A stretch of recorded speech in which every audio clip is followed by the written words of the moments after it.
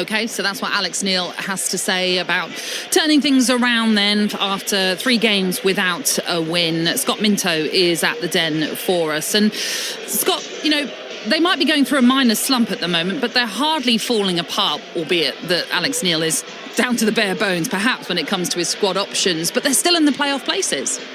Yes, they are. And, at the start of the season, if you'd have said that Millwall would be in this particular place come Christmas time, then I'm sure most Millwall fans would have chewed his arm off for that. And it's a great... I mean, look, he's just a really good championship manager, isn't he? Yeah. He's so experienced. He knows exactly... I like the way he talks as well. And I know that the Millwall fans do. Doesn't try to sugarcoat anything. If they play badly, they play badly. It is what it is, and we're going to try and deal with it for the next particular game. You can't... we talked about the best squads and Ipswich and the players they've got despite the injuries, that still you look at the bench and they've got some excellent players. For a club like Millwall to have the injuries they've had, and in a particular position as well, like central midfield. At one point they had 9 central midfielders out, and 7 of those were first teamers, 2 of them were youngsters. They're playing, Doughty and Negley in there as a left back and a winger who aren't used to it. And I always say that the games are won in both boxes, but the game is controlled, the tempo of the game in midfield. And if you can control the tempo of the game to the way you want to play rather than the opposition, then you've got more chance of winning it. More chance doesn't mean to say you definitely will, but more chance. So, the fact that I feel Billy Mitchell being back, I think is absolutely key. Obviously didn't quite work out in the last game, but if they can get a few more players back, then maybe they can try and stay in this particular position. I think the home form versus the away form, we talked about Ipswich there, is another thing as well. We know what it's like at the Den. I mean, I won't bore you. I made my professional debut at the old Den, and just let me tell you, I went in late on Terry Hurlock after 2 minutes. My own teammate said, "You're on your own here, son." And Keith Stevens, aka Rhino, he acted like a rhino and got a yellow card, which would now be a red card and a 5-match ban. So, look, there's just something about Millwall. It's a special place. It's a special place. And, somehow Alex Neil has got to try and make sure the away form gets as close to the home form as possible. Of all the players to try and start a fight with, Terry Hurlock, I remember him at Brentford. What are you doing? Anyway. I was a 17-year-old, spotty, skinny, very naive little kid, and I soon grew up in men's football. Well, how important, then, is the sort of experience, the nous of Alex Neil? He's been in the game now for a long, long time, has been able to get teams promoted previously. So how important is he going to be to Millwall? I think he's absolutely crucial. I think he's a brilliant appointment. I think what you get. You're not going to get this sort of on or off the pitch, this sort of flamboyant character and his team playing a certain way. I don't necessarily think Millwall want that. They tried it quite recently and it didn't work.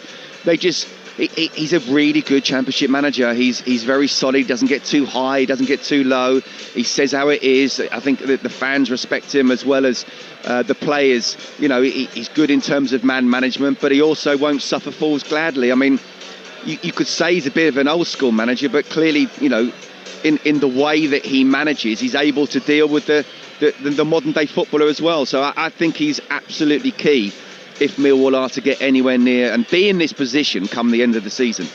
Do you think then, with the January window fast approaching as well, with them still in this playoff position, that he has to have a little help?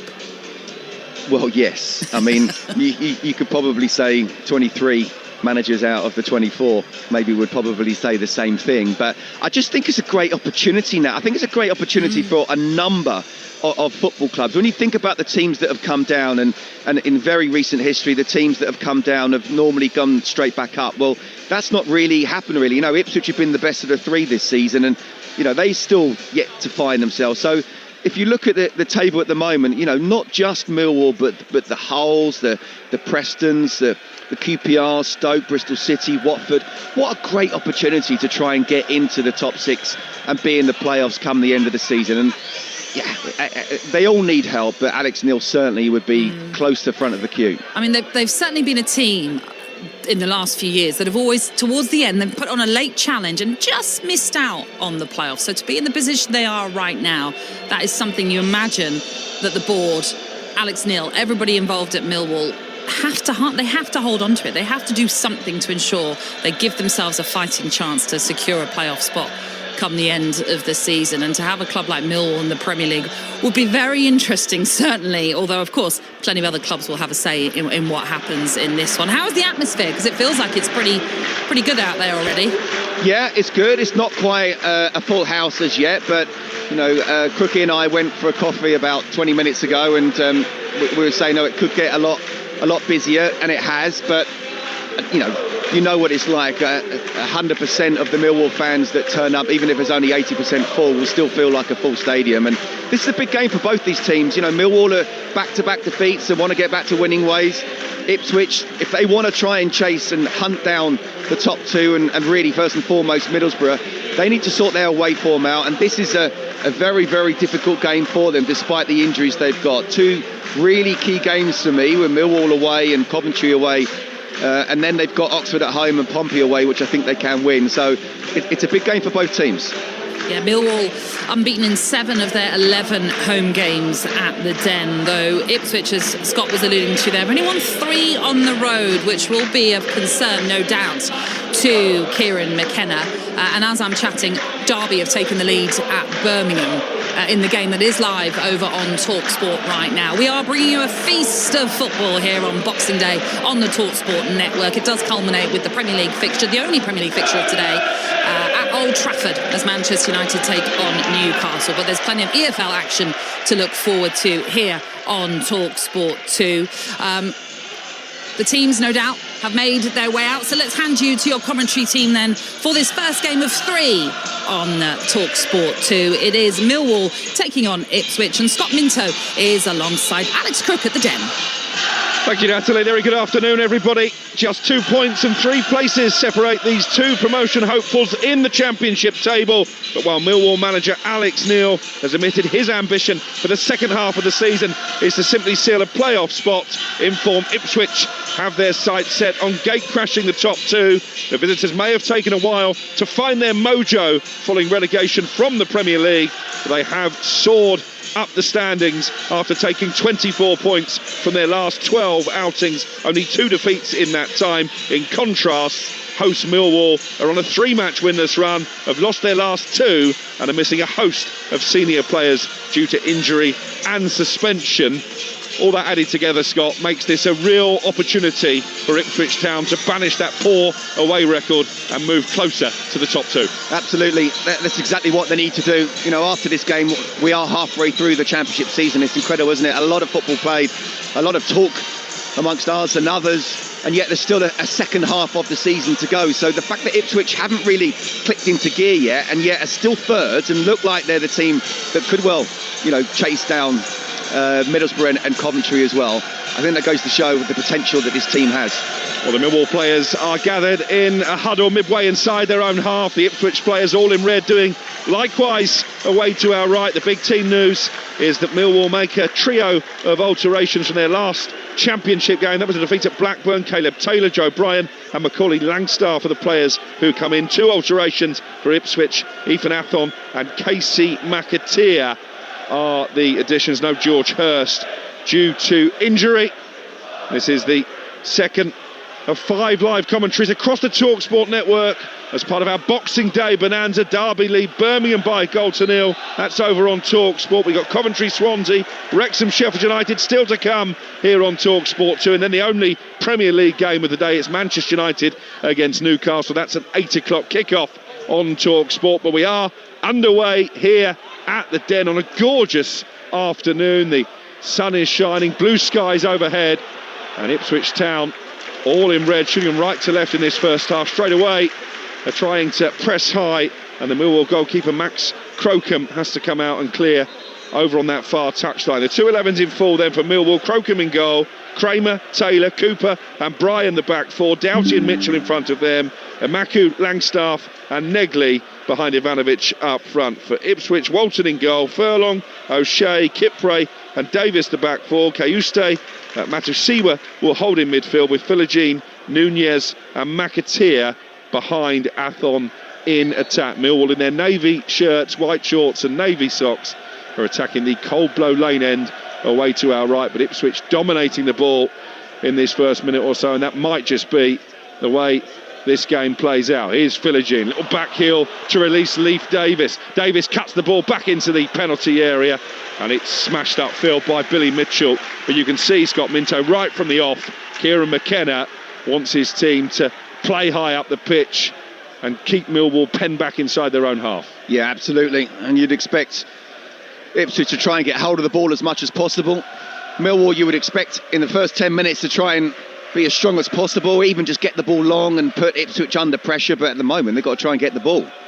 Yeah, Philogene again raiding down this left-hand side. He's been dispossessed by Alfie Doughty, the former Luton man, and now Kramer with a chance to come roaming on the near touchline. It's a deep cross into the penalty area, hung awkwardly for Christian Walton, but in the end he collects cleanly enough and then bowls it out under absolutely no pressure into the Ipswich midfield. Played forward by Matasiwa, and they've got an overload on their right hand side. Ipswich is back to Matasiwa, just on the edge of the D. His first touch was poor, then I think on the follow through he may well have caught Jake Cooper, but the referee Tim Robinson plays an advantage, and Langstaff now at the other end looking to feed the ball down the left hand side to Imaku, but the goalkeeper Walton alert and collects on the edge of the 18-yard box. Quite an open first 3 minutes, 0-0. It is open. I actually think that's because Millwall don't look very compact. As you said, Christian Walton caught the ball from a marauding cross from Kramer and then just bowled it out, and there was no real midfield. And I think, you know, Billy Mitchell being back is so important. Alfie Doughty's not your typical, definitely not your typical central midfielder. So he needs to just be talked as well. Great on the ball, brilliant left foot. But Ipswich certainly on the front foot as much as possible. At the moment, Millwall just getting the biggest cheers when they make some tackles. Yeah, and you alluded to it actually about 15 minutes ago. It was looking quite empty inside the Den, but it's much fuller now. The Docker stand over on that far side, two-tiered with the flags fluttering on the top of the stand, has, well, one or two empty blue seats, but certainly a decent turnout. Got to finish off your pint, Crookie. You should know that. Absolutely. Just before kick-off. Especially to recover from yesterday's festivities. Hope everyone had a good Christmas wherever you are joining us from. As Millwall look to attack with Kramer down the right-hand side again. He's played it down towards the corner flag where the Algerian Negli in the bright orange footwear will take over. And then it was a mazy run into the penalty area by Caleb Taylor up from the back. Eventually stopped in his tracks by Leif Davis. And now Ipswich with Matasiwa with a chance to come forward once more over the halfway line. And well, there were two Millwall players who went for the same ball there, and actually I think Jake Cooper has ended up tackling his own teammate in Macaulay Langstaff. Play will continue down the right, and here is Cooper. Crosses from the right-hand side, and it was helped goalwards by Ivanovic, and that was an awkward save for Christian Walton. Really good play by Cooper up from the back. Pinpoint delivery. It was a first-time shot from Ivanovic, swept towards the far corner at the near post, and well, the goalkeeper Walton had to react. Yeah, I mean, first of all, I do feel sorry for Macaulay Langstaff there. He showed great pace and great tenacity in trying to track back, and then suddenly, bang, into Jake Cooper. No one really wants to do that, but the centre-half picks up the ball, makes a marauding run himself. Expecting Tristan Kramer to do that down the right-hand side. Well, he did it there, and it's a good cross, and it's a decent finish first time, or strike anyway, from Ivanovic, and it's a save that Walton should be making, but a good start for Millwall in that respect. 6 minutes gone, Millwall 0, Ipswich 2 here on Talksport 2. It's going to be a long throw-in into the Ipswich penalty area, away to our right. The goalkeeper Walton is in conversation with Tim Robinson, the referee. I'm not exactly sure what that's about, and well, Tim Walton is coming over to the touchline here because the two managers, Kieran McKenna and Alex Neil, are in the ear of the fourth official. Are you sure what is going on here?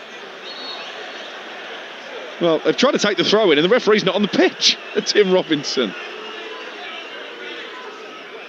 He's chatting to the fourth official there, and Alex Neil's sort of over there, so I think it's more of a maybe something to do with his mic, maybe. I don't know. It certainly wasn't obvious from a footballing point of view what's gone on.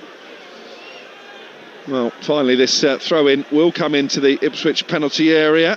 It's going to be hoisted in from the far left-hand side by Joe Bryan. The Millwall fans a bit frustrated at the delay as the referee again is in conversation, this time with Jake Cooper, who stood right in front of Walton, the Ipswich keeper. And Bryan towards the corner of the 6-yard box. It is helped on towards Negley, but enough red shirts back to clear the danger, and it's back with Bryan now inside his own half. 0-0 with 7 minutes gone here. Birmingham 0, Derby 1 over on Talksport right now. The Talksport network, the only place on national radio bringing you any live Boxing Day football this afternoon. Of course, just the one Premier League game, that's Manchester United against Newcastle, an 8 o'clock kick-off on Talksport. The ball is brought down the chest by Matasiwa on halfway, but can't keep possession. Cooper just guides it back into midfield, and then Millwall with a chance to attack down their right-hand side. And it was quite a strong challenge that to stop Imaku on the edge of the penalty area after he'd neatly turned away from one tackle. And it's going to be a free kick for Millwall, 5 yards outside the box and within shooting range, just to the right of centre. Yeah, I mean, he's the only one who's anything like, I suppose, Femi Aziz. He certainly hasn't got the consistency, really, but he can pick the ball up, get the driving runs, put opposition defences on the back foot, and that's exactly what happened there. And in the end, you know, when it caused a little bit of havoc, you can sometimes make rash decisions, and that was a rash decision, and now it's a great opportunity. 20 yards out, just a little bit to the side of the goal. It'll favour a left footer more so than a righter, so I'd imagine Camille Negley would fancy this one. Yeah, Negley and Alfie Doughty, the two players, stood over the ball, but certainly the number 10 for Millwall, Camille Negley, is showing the most interest. Femi Aziz, one of 9 players unavailable for Alex Neil this afternoon, but they've got an opportunity here to test Christian Walton again. He's already made one good save to deny Ivanovic down to his right, and here comes the free kick. Doughty has walked away from it, and it is going to be Negley, left-footed into the wall, and the ball bounces tamely out for a throw on this near side. That was disappointing after the big build-up. Right, so I reckon Alfie Doughty's just going to him and saying, I've given you that one, I'm on the next one. Yeah, it certainly wasn't the best technique, was it? Straight into the 4-man red-shirted Ipswich wall. They've got a throw in here, though, on the near side, Millwall. Again, it looks like it's going to be launched into the penalty area. And again, helps on at the near post, and it's bobbling around inside that 18-yard box. Danger still not clear yet. Doughty with a left-footed cross and headed down into the ground. It was Ivanovic again on the end of it. Straight into the arms of Christian Walton, but good start to the game by Millwall. Yeah, absolutely. After the first couple of minutes, Ipswich having the ball and looking dangerous without really testing Crocombe. It's Millwall just in the last couple of minutes who have played the ball into Ipswich's half, got them into the box. It's a good ball from Alfie Doughty, and Ivanovic, he's kind of coming backwards, so it would have been difficult to get proper power, but at least he hit the target. That was neat play by Kayuste, turning away inside the centre circle, setting Ipswich on the attack away to our left, but one back by Joe Bryan, and he clears the ball up to the ex-Shamrock Rovers man, Imaku, who's been fouled from behind by Darnell Furlong, so it's going to be a free kick for Millwall, 10 yards inside their own half. The Lions have lost only one of their last 7 Boxing Day fixtures.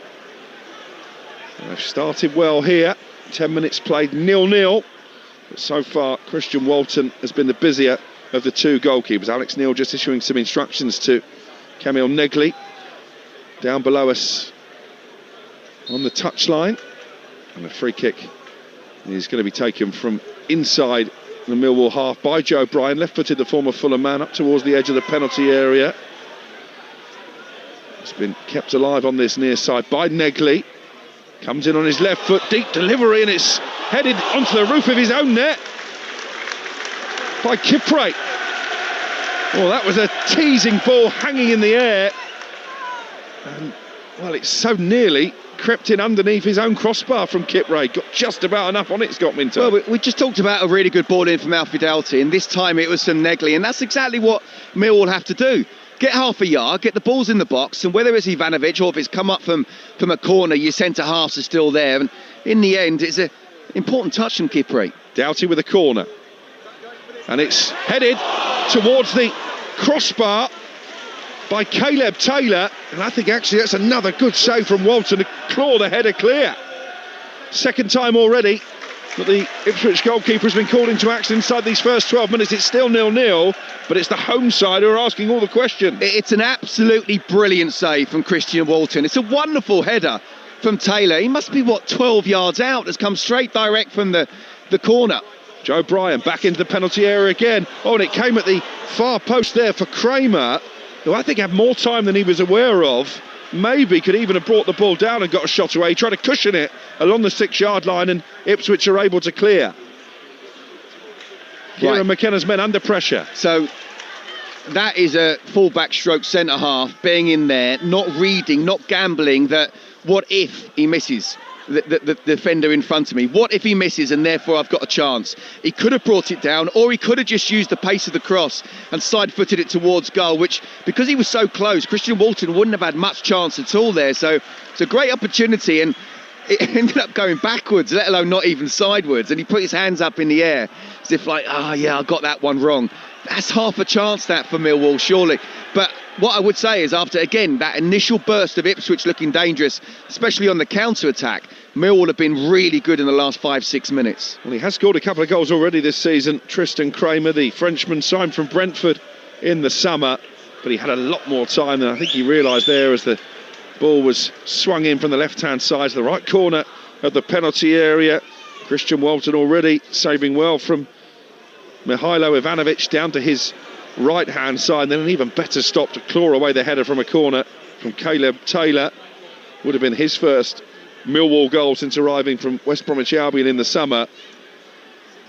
I guess this kind of sums up Ipswich's season, doesn't it? Just when you think they've found a run of form and they're going to really make a charge up the table, they do have a tendency to chuck in a poor performance. They did it against Leicester a couple of weeks ago, and Kieran McKenna might be fearing a repeat here at the Den. Well, I think you're absolutely spot on in saying these opening 12 minutes of the game do pretty much sum up Ipswich, showing what they're capable of, but also their vulnerability.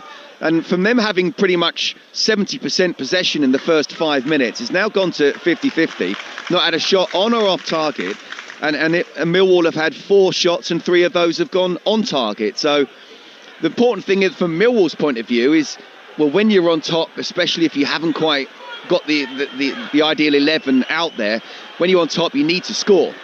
And for Ipswich's point of view, OK, you're a little bit on the back foot. We need to find a way to make sure that we do not concede. Still Birmingham 0, Derby 1 over on Talksport, but Derby are down to 10 men. Joe Ward has been shown a second yellow card, so an incident-packed first half over on Talksport. Here on Talksport 2, it's still Millwall 0, Ipswich 0. But given their recent run and all the absentees, I think Alex Neil, the Millwall manager, will be delighted with the start his team have made. Here comes Leif Davis, though, trying to get Ipswich moving. He looked to switch the ball from right to left. It was headed away initially by Joe Bryan, but very quickly won back by the Tractor Boys. And now maybe an opportunity for Furlong to come forward down the right. Ball into the penalty area. Causta tries to cut it back, and it's cleared, but only as far as Matasiwa. We've got plenty of red jerseys forward here. Ipswich Town attacking the goal that is housing the travelling supporters from Suffolk. But again, Millwall able to clear the danger, although the pass from Jake Cooper out to Joe Bryan was asking a lot of his fullback, and Bryan can't keep the ball in play, so Ipswich have a throw in just down by the right corner flag. 0-0, we've played 15 minutes. Yeah, I mean, they were just trying to... It wasn't as if they were wanting to play at the back, but it was really good pressing in the end from Casey McAteer, and yeah, they weren't able to get the ball long, and they just need to be careful. They've been very much on the front foot in the last 5, 6, 7 minutes, and now they're on the back foot with another long throw coming in. Darnell Furlong from the right-hand side to around about the penalty spot, headed away by Jake Cooper, the Millwall captain. Then Billy Mitchell snapping away again, can find touch on this near side. So another throw in for Ipswich just inside the Millwall half.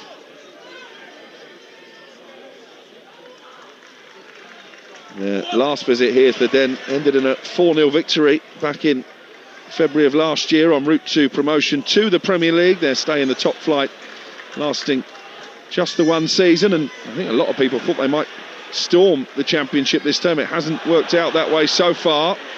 But they are coming forward, Ipswich away to our left, and that was a clumsy challenge, a rash challenge by Jake Cooper on Nunez, and a free kick. Another opportunity from the set piece here, 10 yards outside the penalty area, almost level with the penalty spot. It's clever play from Nunez because he's finding a little pocket of space there, and then he's picked up the ball and he's able to turn and run. Jake Cooper's tried to come out, and look, it's little and large in terms of an arm wrestle. No, he's going to win that one, but he just slinked past him there, and Cooper's gone, no, you got the ball past me, you're not coming past me as well. The problem is, it's bang in front of goal, but it's what, 25? Maybe 30 almost yards 30 yards out. Well, he did score a couple of free kicks in the same game against Queen's Park Rangers recently. Marcelino Nunez, the Chilean, summer recruit from Ipswich's arch rivals Norwich. Leif Davis is also stood over the ball and could opt to come in with his left foot, the full-back. At the moment, the Millwall goalkeeper Max Crocombe is stood right in the centre of his goal line. It is Nunez, and it flicks off the Millwall wall and behind for Ipswich's first corner of the afternoon. It stays 0-0. Yeah, good wall, like we saw a little bit earlier, though that was a bit of a better free kick than Negley's was. That's what you want. You want your wall to be nice and strong. Leif Davis will take the free kick, heavily linked with a move back to the Premier League in the summer, but Ipswich determined to keep their first choice left back. Delivered towards the near post, and the header away has resulted in a Millwall player going down inside the penalty area. It was a bit of pinball in the end. Millwall have got it clear. I think they wanted the referee to stop the game because of a potential head injury. That's a lovely little turn from Nunez to get away from Ivanovic, and he's going to cross right footed into the penalty area, and the header straight into the arms of Max Crocombe. It was Casey McAteer yet to score an Ipswich goal, but the cross really lacked power. He had to generate it all in the neck muscles, and it was a pretty routine save in the end. Yeah, almost needed Mike Tyson's neck muscles to get power on that one, because he was so far out as well. It wasn't even as if he could just glance here. But I just want to mention Macaulay Langstaff there. It was a really brave header, brilliant corner come in from Leif Davis, whipped in with pace and power. There's no way that Croker could come out and get it, and he absolutely got clattered. But it's what you want on defending set pieces. Don't see enough of attacking players when they're defending being strong enough. I certainly saw it there. Ipswich coming into this game on the back of 3 wins from their last 4, including a defeat of table-topping Coventry. They play again, actually, in midweek away from home. So quite a defining period of their season, as Kieran McKenna's side look to force their way into the automatic promotion spots. Leif Davis has overrun that inside the Millwall half, and then it's given away by Doughty. That was quite poor from Alfie Doughty, and here is Jaden Philogene with his dancing feet, finds Leif Davis on the overlap, and then the ball is swept goalwards by Athon, but it took a deflection. Athon again here tries to bring it down the volley into the ground and cleared away by the Millwall defence. Still 0-0. Bit of pressure building here though from Ipswich, as Jake Cooper, the skipper, has to nod it clear. Then there looked to be a foul by Nunez, and the referee very close to the incident gives Millwall a free kick, and just a bit of breathing space for Alex Neil's side. Yeah, do you know what? It's a really good game, isn't it? We sort of wondered how it would be. I'm sure they've staved off the sherries and the beers and they're making sure that they're absolutely up for this one. It's an early kick-off on Boxing Day. Sometimes they can take a little bit of time to get going, and although we haven't seen a goal as yet, I think we've seen 2 teams really going for the win. It's a really good game so far. I wonder if a new number 9 might be quite high on Ipswich's list of priorities when the January transfer window comes around. They've never really replaced Liam Delap, have they? George Hurst out with a groin issue. That's why Ivan Athon, the Spaniard on loan from Como, is making a rare start. Did get a couple of goals in the 3-0 win against Coventry. It doesn't necessarily look like a player who's going to get a hatful in the second half of the season. Here's Jaden Philogene. Again, neat footwork to get away from the attentions of Kramer. And now they're going to switch the play out to the right-hand side. Furlong just playing it down the line. Back into Cayuste, tall, powerful midfielder. And he's knocked it back out into the right channel. level with the 18-yard line. Cayuste again here, picks it up on the edge of the area. Might think about a shot here, left-footed. Does think about a shot, left-footed. And he lifts it over the crossbar and into those Ipswich fans who are filling both tiers of the stand away to our left.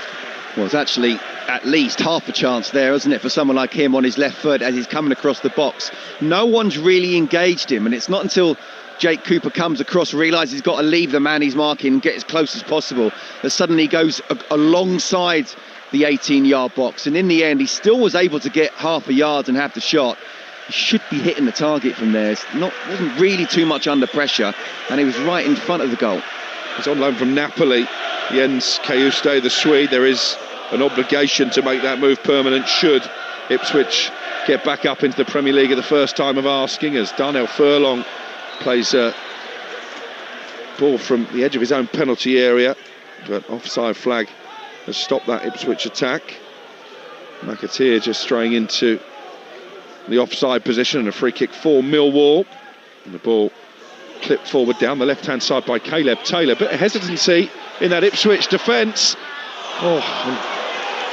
That enabled Negley to get the wrong side of Leif Davis and get into a crossing position, but in the end it was a tame cross straight into the arms of Walton, and we still await the first goal midway through the first half here on Talksport 2. Well, the way these two teams are defending, and I'd probably say more so Ipswich, Millwall are playing to their maximum, but we know how good Ipswich are going forward.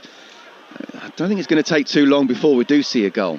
Ipswich capable of opening teams up and scoring, but they're also capable of looking very vulnerable at the back. And there seems to be a lot of space in the midfield area for both teams to try and exploit. We've seen Matasiwa and Cayuste get in promising positions in the Ipswich midfield, and likewise an opportunity for Macaulay Longstaff in that number 10 position to take the fight to the visitors. I don't think this game is going to be 0-0 for too much longer. Stay with us here on Talksport 2. Because now you've said that. So open, isn't it? It has been right from the start. Ipswich on the front foot in the first couple of minutes, then Millwall took control, then Ipswich have come back at them. Yeah. I mean, look, the bottom line is you don't need goals to watch a good game. This is a good game of football. That obviously is the aim, but you can still have a very good game of football at 0-0. And I said after 12 minutes that Millwall had 4 shots, 3 on target. With 22 minutes, the 10 minutes on, that's not changed. Ipswich hadn't had a shot on or off target. They've now had 7 attempts and just the 1 on target. So, yeah, it's really toing and froing. Half-time over on Talksport of St Andrews. Birmingham 0, 10-man Derby 1. More live championship commentaries for you here on Talksport 2 this afternoon into this evening. Coventry, the leaders, take on Swansea. That's a 3 o'clock kickoff. And then we've got Wrexham against Sheffield United at 5:30. Here's Philogene, left corner of the penalty area, trying to shift the ball onto his right foot. Jaden Philogene. Millwall have done a good job at stopping him doing that, but then he was caught off the ball by Langstaff, and it's a free kick again, right in the centre of the Millwall half. I didn't see anything wrong with that. I thought first of all it was a great tackle from Kramer as Philogene was coming inside, and then as Langstaff gets there, makes a challenge, and I was just sort of thinking, actually, I love the fact the referee's letting this go. He's pulled it up for a free kick. Again, it's bang in front of goal. It's probably a couple of yards further away than it was last time. I just wonder whether Marcelino Nunez has just sort of thought, well, I've had my marker now, I know where I want to put it. Well, this is one of those where you need power as opposed to precision. Almost a knuckleball type technique, I think, to generate enough power to make it difficult for Max Crocombe in the Millwall goal. I don't think you should get beaten from here, to be honest with you. I mean, it's got to be. This is 40 yards out, isn't it? No, I'd say 30. 35. Let's meet in the middle. 18 plus a couple. It's going to be Cayuste again, and he has got the ball over the wall this time, but easy collect by Crocombe, who just drops on his knees and gathers in his gloves. Just for those who don't think my maths is very good, that's 18 plus a couple where the D is, and then another 10 on top. So, yeah, it was 30 plus for sure. I'll always exaggerate a little bit. Either way, it would have had to be some strike. Here is Billy Mitchell in the heart of that Millwall midfield. Plays the ball back into Kramer on halfway. Here is Kramer now. hugging this right touchline. Then Mitchell able to turn away from Nunez. The ball played forward to Macaulay Langstaff, back to Mitchell. With the blonde hair on halfway. But they were caught in possession there momentarily before Mitchell wins it back off Nunez. It's been a good game, Billy Mitchell so far. Here's Doughty in the pink footwear, back out to Kramer, level with the penalty area. Kramer's cross right-footed, loops off Leif Davis, and will go behind for Millwall's second corner of the so far goalless 27 minutes at the Den. Yeah, Kramer's such an important player for Millwall. Obviously very versatile, can play centre half, right back. You know, it's having to do a job on someone who's in fine form at the moment in Jayden Philogene, although he's scoring his goals more so at Pullman Road than away from home. But he still can get forward, Kramer. He's done that a few times already today. Yeah, all 8 goals he scored, Jayden Philogene, this season have been at home. Now he would love to end his away drought this afternoon. But they've got a corner to defend, and it's whipped in towards the 6-yard box. Cleared only as far as Negley. Negley back to Doughty. Doughty with a little chip cross to the far post. It's a testing one for Christian Walton, but he hung in the air well there and managed to take the ball for the first time of asking. Bowls it out, Walton to Leif Davis. Bit of space here for Philogene. On this near side, the left. Coming infield now, Jayden Philogene. And skipping away from Mitchell towards the D on the edge of the penalty area. Can they carve an opening here? The ball forward by McAteer, looking for Nunez, but intercepted by Jake Cooper, and then clears it against the Ipswich man and out for a goal kick. I just wonder if they maybe overplayed it there, Scott. One pass too many, potentially, from McKenna's men. Yeah, I thought it was really good sort of positional play from Millwall defensively. I think they were sort of letting Philogene is not for the first time sort of come across the box. If you want to come inside, fine, but there's always someone ready to engage, and as he's looking to try and pass the ball off, there's no one really there. The options on there other than going back. So I'd say well done to Millwall from a defensive point of view there. Well, so much for both these teams to aspire to in 2026. Ipswich looking to get back in the Premier League as Negley picks it up 10 yards outside the penalty area. For a moment they looked a bit undermanned defensively, Ipswich, but they win it back, and then Bryan dispossesses McAteer. Here's an opportunity for Emakhu into the penalty area. His cross is blocked, and now Ipswich will look to come forward again. Lovely ball with the outside of the foot from McAteer, trying to release Nunez, who managed to poke the ball away from Caleb Taylor, but he was off balance, loses footing, and it's back now with Max Crocombe. Well, I'll tell you what, that was a really good ball, trying to counter-attack, playing it down the channels. A great little race between Nunez and Caleb Taylor, and it looked like Taylor was going to get there first. They both kind of went down, and in the end it looked like if he was able to get up first, was it Nunez or was it Hassan who was almost going to get there first and maybe have a one-on-one with Crocombe, but in the end both of them stayed on the floor and the keeper was able to come out and just stop it. Well, there's another stoppage here because the referee is just having a word with Camille Negley and Leif Davis, presumably over something that may have happened off the ball at the start of that attack. Both players hugging each other, and Tim Robinson belatedly will restart the game. He's going to have to restart with a bounce ball. That was like a dad at Christmas, wasn't it, with the 2 kids? It's like, pack it in, you two, will you? Come on. There's been a little bit of needle, isn't there, between the 2 teams? I guess you always expect that here at the Den. Millwall, by their very nature, very combative. Yeah, you want that. You know, the fans are coming here. They want to see their players giving it absolutely everything. The Ipswich fans who have travelled, you know, on Boxing Day, they could have stayed at home and watched or listened to it. So they absolutely want to see their team going at it. They've travelled in their number as well, away to our left-hand side. Doughty with the ball into the penalty area, but too close to Christian Walton, who's been the first choice for Ipswich since the middle of October. Only 4 clean sheets he's kept. They score plenty of goals. Second in that regard in the Championship, but they do concede as well. Here's Doughty, cross in from the right-hand side, headed away by Kipre. One of that trio of former West Bromwich Albion defenders in the back four for Ipswich, and the ball is out for a throw now on this near side. It's 0-0. We've got 14 minutes of the first half to play. You're listening to Talksport 2 on this busy Boxing Day afternoon. Scott Minto alongside me, Alex Crook, here in South London. Doughty with a throw. Kip Price should get there first and gets plenty of distance on the header away. Picked up just inside the Ipswich half by Joe Bryan, who's got a bit of time and space to look up and put the cross back into the penalty area.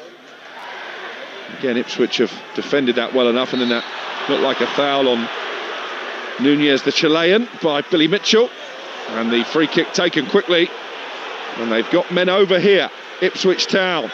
On the edge of the penalty area was McAteer. I think he was in two minds about whether to shoot or play it out to the right-hand side, where Athol had made a run ahead of him. And that delay just enabled Millwall to get a challenge in. The ball is out for a goal kick. Yeah, brilliant from Millwall again, tracking back.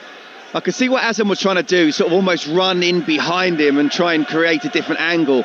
But by doing that, he had to go too far back. And McAteer is just having to slow the ball down. And Imaku it is who's come back and helped out and got the challenge. And not only got the challenge and made sure Ipswich didn't score, but it ended up being a goal kick as well. And if you can get your wide players, your wide attacking players to do things like that, then certainly fans will be absolutely delighted, and so too will the manager.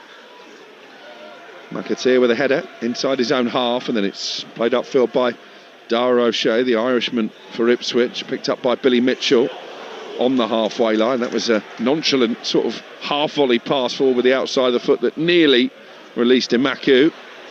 One back though by Ipswich Town, and back with their goalkeeper Walton, all in lime green, away to our right-hand side, with most of the pitch now covered by shadow, just a sort of slither of sunlight creeping in between the Dockers stand over on the far side, that cold blow lane end away to our right.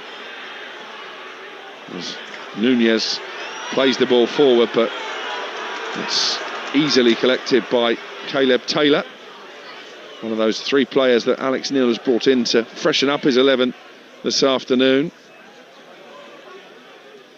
Joe Bryan, another, plays the ball down that far left-hand side to Imaku. Philogene tussling with Negley. Negley came away with the ball initially. Leif Davis steps in to win it back for Ipswich. Then he's challenged by Doughty. Certainly both sides fully committed in this first half. And here is Kramer down the right for Millwall. Little dart inside by Ivanovic, who holds off his man and then crosses towards the near post. Well, clearly Ipswich felt the challenge was a little bit overzealous. He did the hard work, didn't he, Ivanovic? Just shoulder to shoulder on Kajuste, and he thought it was a foul. It wasn't given, and I'm pleased it wasn't as well. But then Ivanovic needed to either just have a little bit more composure, take a touch and run with it because he had the time, or to properly ping it across the 6-yard box. And in the end, it was a really weak cross that Walton threw his cap on, really. 10 minutes the first half to play. Here at the Den, Millwall 0, Ipswich 0. Millwall 6th in the standings at the start of play, but only a couple of points behind Ipswich in 3rd. Millwall haven't played in the top flight since way back in 1990. Here's Kramer, gets away from Philogene, crosses into the penalty area. It was a really good ball, and it was over the head of Ivanovic. And Maku maybe should have been a little bit more alert coming in at the far post, but Philogene there, well, he just let Kramer go past him. Yeah, I mean, we talked about Imaku, how well he defended for Millwall there. Philogene didn't do that. Brilliant play from Kramer, making it look like he's about to cross. He didn't, took the extra touch, put a great cross in. It just went over the central defenders' heads, and obviously the centre-forward himself, Ivanovic. Imaku has to read that. He has to gamble. And that's the difference between a top-class winger and someone who's not quite there, got good attributes, but not quite football intelligent, not ready yet. That ball's coming in, bomb in there, get in there, and he would have got in front of Darnell Furlong there for sure, but he didn't read the situation. Well, they've been caught playing out from the back here. Millwall, maybe an opportunity for Negley. Left-footed effort from outside the penalty area. Just tried to guide it into the bottom left corner. It was too close to Walton, who drops to his left and saves it comfortably. But it was Walton's mistake initially, I think, that gave away possession.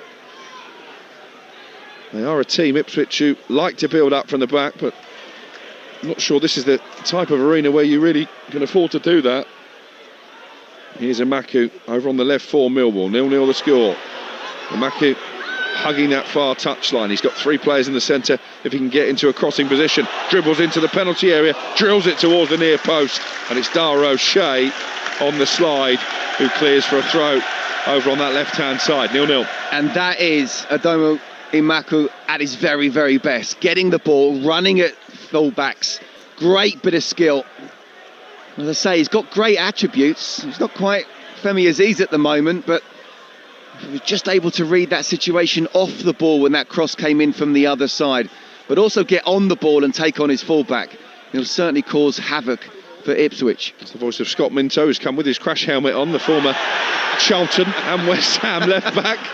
It's taking you that long to mention it.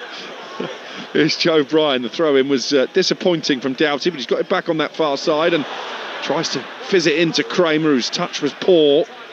And Ipswich with the opportunity to run it clear, and then Kramer has been penalised for a foul on Nunez. You can hear what the Millwall fans make of that decision. Looked to me as if he just overrun it, the Ipswich man. Yeah, I mean, look, it's in the sort of, for Millwall, the left wing place, and Tristan Kramer, who's playing right back today, is over there, and you can see why he's so popular amongst the Millwall fans, and arguably their best player. Very good at centre-half, very good at right-back. He's not just a defender. Very rarely do you get centre-halves who can play right-back and are just as good going forward as they are defensively, and he's one of them. He found themselves in the left-wing position, and yeah, I would argue that wasn't a foul there.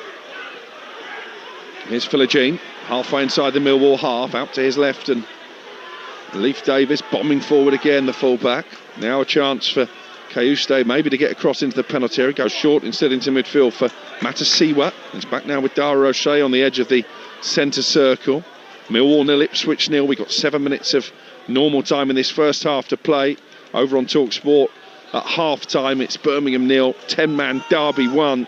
And still, Coventry, Swansea, Wrexham, Sheffield United to come from the Championship here on Talksport 2. And then at 8 o'clock, the only Premier League game this Boxing Day, live and in full, Manchester United against Newcastle.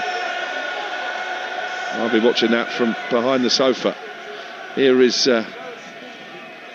Furlong on the far side for Ipswich.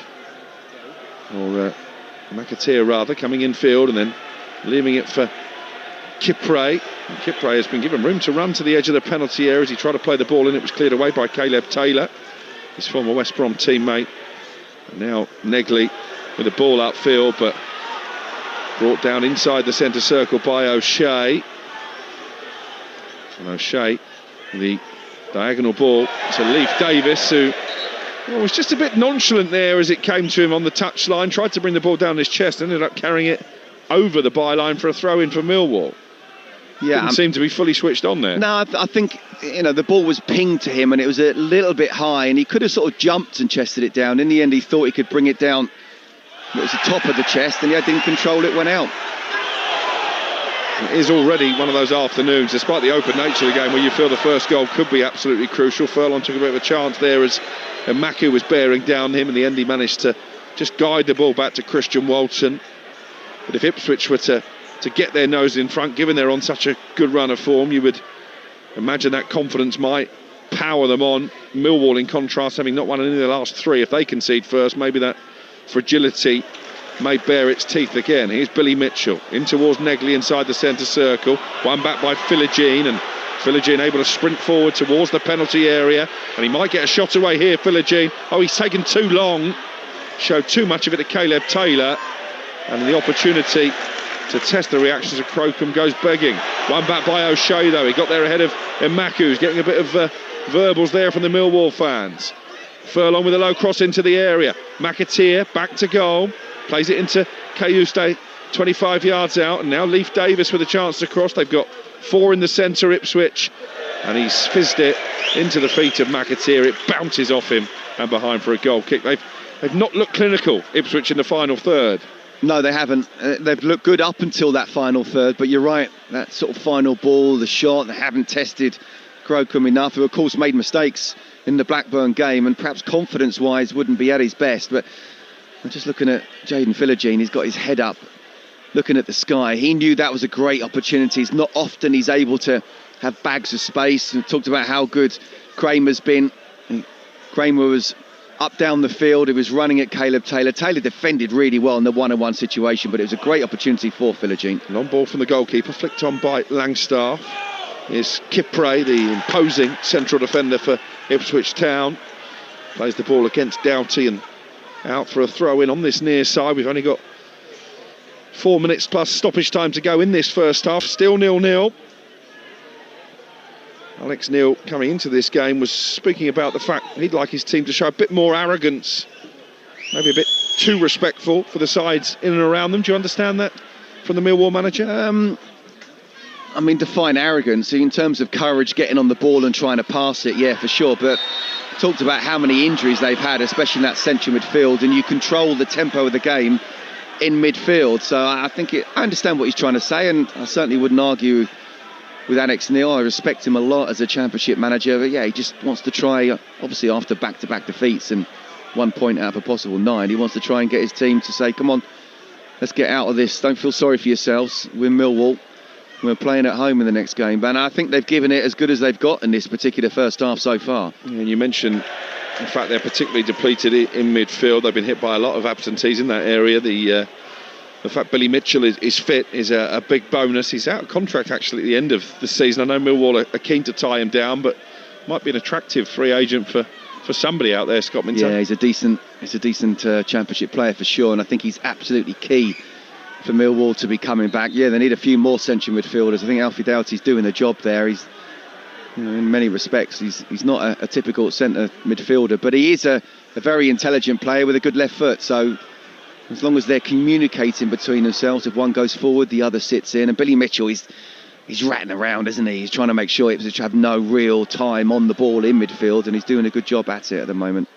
Caleb Taylor playing the ball out from the heart of that Millwall defence, won back by Matasiwa, jumping highest to head the ball down, and now Darnell Furlong goes back into the Ipswich half away to our right. Just a couple of minutes of normal time to play at the end of the first half. 0-0 here at the Den, where the floodlights have just started to come on over on the top of the Docker stand away on the far side. It's quite a bright afternoon. Not sure they're particularly needed. Here's Nunez in the right wing position, tackled by Mitchell, and the ball is out for an Ipswich corner, only their second of the first half. Well, I think it would be harsh on Millwall if Ipswich were to score just before half-time, but in a game where I agree with you, the first goal I think would be very, very important and may end up being the winner as well. If you're trying to break teams down and you're struggling to do that, then set pieces become even more important. Well, they've sent Kipre and O'Shea forward from the back here, Ipswich, in the last minute of the 45 corner towards O'Shea. It was a looping one, headed away by Cooper, and then volleyed back into the penalty area. It was brilliant technique from the corner taker. Picked up by Philogene. He's got Davis on the overlap. Davis with a cross towards the far post, teasing one, and the important header away.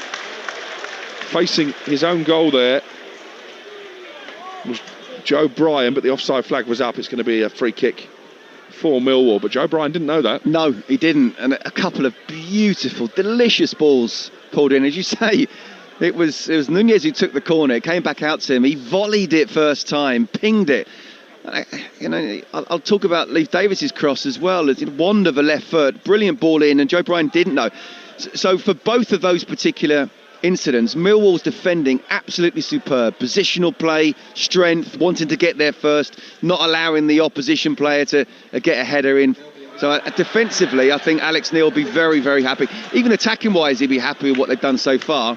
The problem is from either side, we talk about chances and possession. In terms of big chances, neither side have created one. Well, just that header from Caleb Taylor from the corner, saved by Walton. And that was about 15 yards out. Yeah.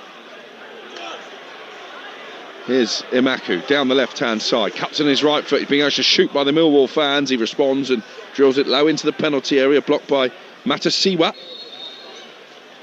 Again, the offside flag stops this attack, and we're into added on time at the end of the first half. I didn't actually see the ball go up, so I can't enlighten the listeners as to how many added minutes there will be. I think over the course of the opening 46 minutes we've had so far, Scott Minto, I think Alex Neil will be the happier of the two managers. I think he'd be delighted with how it's gone. I really do. I think they've looked pretty solid defensively. Ipswich, I think you're absolutely right in terms of how the final third they've not been good enough. And yeah, 0-0 now, he will be happy. As the half-time whistle blows, just one added minute at the end of the 45. That really a reflection on the lack of goal-mouth action we've seen. It has been a really open affair, really, until the two teams get in and around the penalty area. But Christian Walton, the busier of the two goalkeepers, saving well down to his right from Mihailo Ivanovic early on, and then clawing away the header from a corner from Caleb Taylor. But half-time here, not much to split the teams in the table, and nothing to split them after the opening 45 minutes. Millwall 0, Ipswich 0. Alex Crook, thank you very much. Let's just quickly sum up then, get Scott Minto's thoughts on that first half. How do you sum that up then in general, Scott? I think it's been a sort of almost a bit of a topsy-turvy half, where you had parts where Millwall on top and looked like they could score, and then the same for Ipswich. If you started as if they could, cut through Millwall like a knife through butter. And I was worried for Millwall from a defensive point of view and a counter-attack, but suddenly they had 3 or 4 chances as well. And I think if you look at it in terms of the stats, Ipswich have had a little bit more, they've had more shots, but it's actually Millwall have had more shots on target. So it's been one of those topsy-turvy where both managers probably say we've been the better. I just feel Ipswich have got another level. I think Millwall are playing at their maximum, and Alex Neil will be delighted with how the first half has gone because of that. I just think you need to see more of the attacking players from Ipswich, and if they do that in the second half, I think they've got the ability to score the goal.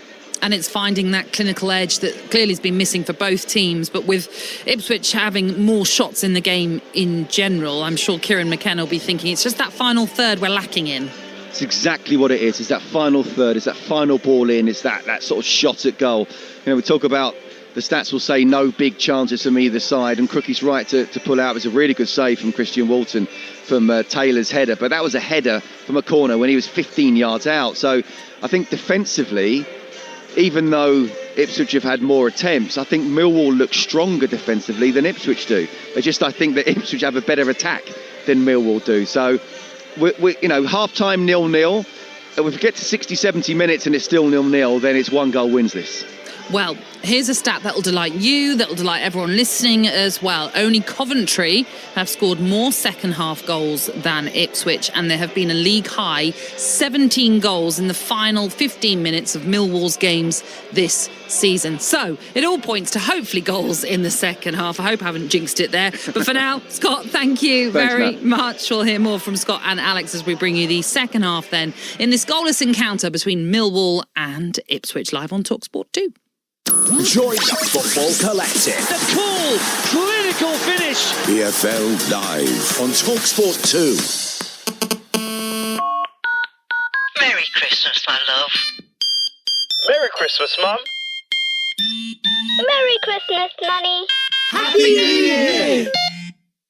From the UK's first mobile phone call to the first text, we've been connecting you at Christmas since 1984 on Vodafone, the nation's network. The Nations Network, Vodafone UK, supporting the nation since 1984. Learn more at vodafone.co.uk/TNN. Whether you're chasing titles or just that first 180, there's a place for you at the Yockey. And at Target, we design the darts, boards and tech that take every player further. From precision-engineered barrels trusted by the world's best like Stephen Bunting and Luke the Nuke Littler to our next-generation Omni Auto scoring system, built to keep your game flowing and your focus where it should be, on the throw. Darts, boards, accessories, smart tech, whatever your level, Target gives you the tools to play better, feel better, and love the game even more. Get on Target. Visit targetdarts.com. Every single driver in this country could be missing out on this, and it's to do with the car finance scandal. If you had cars or vans on finance between 2007 and 2021, you could be owed £1,846.23 per vehicle. That's the average claim on the free checker by Maker PCP claim. There's no need to remember any reg plates or upload any agreements, just your name and a few details. Over 150,000 drivers have already been helped. Text CLAIM to 66886 now. The FCA are currently consulting on a redress scheme. Claims can be made for free via the Financial Ombudsman. We're the dirty secret in your drains. We may start as a nasty little nick, but we get more powerful. Crawling up your pipes, choking your toilet, until it's all aboard the express train to drain pain. When your drains become a total horror show, call Metro Rod. Metro Rod's heroes are on hand 24/7 to nuke all the nasty surprises in your pipes. For sanitation salvation, visit metrorod.co.uk. Metro Rod, here to save the day. The Hilton sale is now on, and thankfully it doesn't sound like this. Instead, our sale sounds a bit more like this. Welcome back. With a warm welcome, spacious rooms, central locations, and up to 20% off your stay. You can swap chaos for comfort this winter. Book now at Hilton.com. Hilton, for the stay. Offer subject to availability across participating hotels. Terms and conditions apply. Throw a red carpet down the drive, rope off your front gate, and tip off the paparazzi. Because with People's Postcode Lottery, you could have a VIP, a very important postcode. In our January draws, players in the winning postcode will each win £12,000 every month for 12 months. Sign up before midnight on the 31st of December for you and your neighbours' chance to win. Is your door in the draw? People's Postcode Lottery manage lotteries on behalf of good causes. 18 plus conditions apply. Play responsibly. Not available in Northern Ireland. This Saturday, leave behind the dank, rank monotony of the weekday. The spirit of Saturday is upon us. Rise up. It's big ticket live Premier League football you can't afford to miss. Saturday is game day. What a strike! One spectacular pitch performance you can't hear anywhere else. Exclusive full match commentary of Nottingham Forest versus Manchester City. Game day exclusive. Tomorrow on Talksport. Hard-hitting football coverage. He hits it first time, what a volley, what a goal! Pushing the apex of live football. And it's in! EFL Live on Talksport 2. And in 15 of the last 17 seasons, the team who have been on top on the 25th of December have been promoted automatically. To amass the points that we've amassed so far, still with one game to go, but to the halfway mark. And being top at Christmas is a really good thing for us. Coventry is one of the best teams of the league. The numbers speak for itself. There's more celebrations, it has to be said, amongst the Coventry City supporters away on the far side, because Coventry City have battled to a point. I certainly wouldn't try and use it as an excuse, but clearly when you're missing big players and it starts to use the squad and test the squad. It's not it back in field towards Ida. He's lost it, and Ida's put it in, and Swansea have won it. The challenge is always to fight for the 3 points.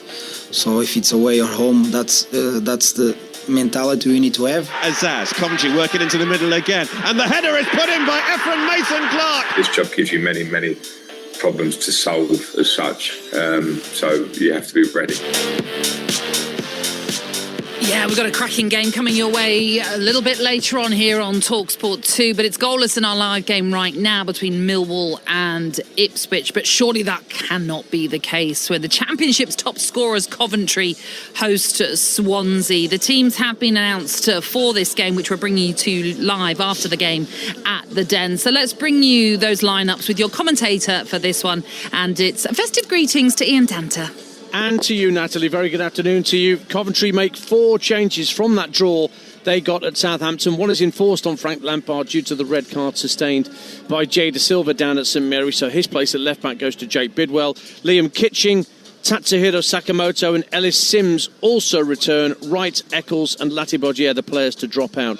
So for Coventry, Carl Rushworth in goal, a back four of Milan van Ewijk, Luke Wolfenden, Liam Kitching and Jake Bidwell. Victor Torp and Matt Grimes will hold in midfield, and then Tatsuhiro Sakamoto, Jack Redoni and Ephraim Mason-Clark behind Ellis Sims in attack. As for Swansea, 2 changes after that last gasp win over Wrexham at the Swansea.com last time out.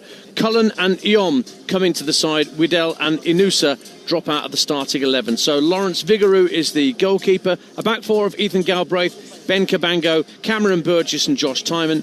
Then Gonzalo Franco and Marco Stamenic holding in midfield. Ronald, Liam Cullen and Ji Sung-yom behind Zan Vipotnik in attack. Those are your teams, Natalie. Ian, thank you very much. And joining Ian at the CBS Arena, it's the former Arsenal and Colchester winger, Perry Gross. Happy Boxing Day, Nat. How are you? Happy Boxing Day. Yes, I'm very, very well. How are you? I'm good. It's the last day of the Christmas records today, officially, isn't it? So I love Christmas. Is that it? Is that the official cut-off Boxing Day? But it seems a bit weird, doesn't it, when it goes on a little bit longer? You go like, we've had our day, move on. Oh, I don't know, though. I like to prolong it as much as I can. But anyway, let's talk about this game, because it's set to be a bit of a cracker. Both of these teams in interesting form, in the sense that Coventry's still top of the table. Everyone very much expecting Coventry to get the job done come the end of this season, but they haven't. They're sort of stuttering a little bit, whereas Swansea, under their new manager, have gone on a bit of a rise in form. Yeah, obviously under Vitor Matos, the new Swansea manager, they lost their first two, but they won 3 of the last 4 and got the massive win against Wrexham. She said the Welsh derby, will say, because obviously they're miles, but they're in each other's heads, aren't they? So it's I think it's the first game for 22 years, wasn't it? Between the teams, and it does help obviously if the Wrexham goalkeeper Okonkwo comes out like he's Superman and misses his punch, well, sort of slices his punch, and then thinks, oh, what I do, I'll catch the cross. No, I won't. I'll drop it on the line and Adam Eder can just tap it in.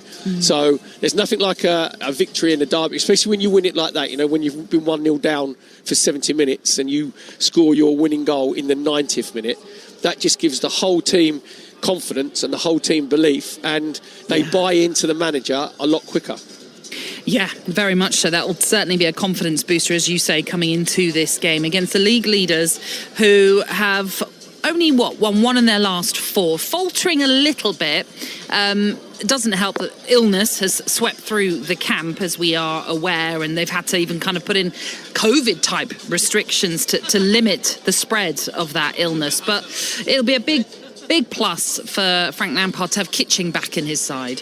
Yeah, very much so. Obviously, he'll come and play on the left side of the back 4. Wolfenden will play on the right side in centre half. So you have his little bit of experience. Like the preferred pairing is probably Thomas, next to Kitchen at the back. But just for Coventry, we've seen them play a couple. I saw them at Ipswich, Nat, where they were very good in the first half, but went 1-0 down just for half time. And in the second half, Ipswich probably had their best half of the season.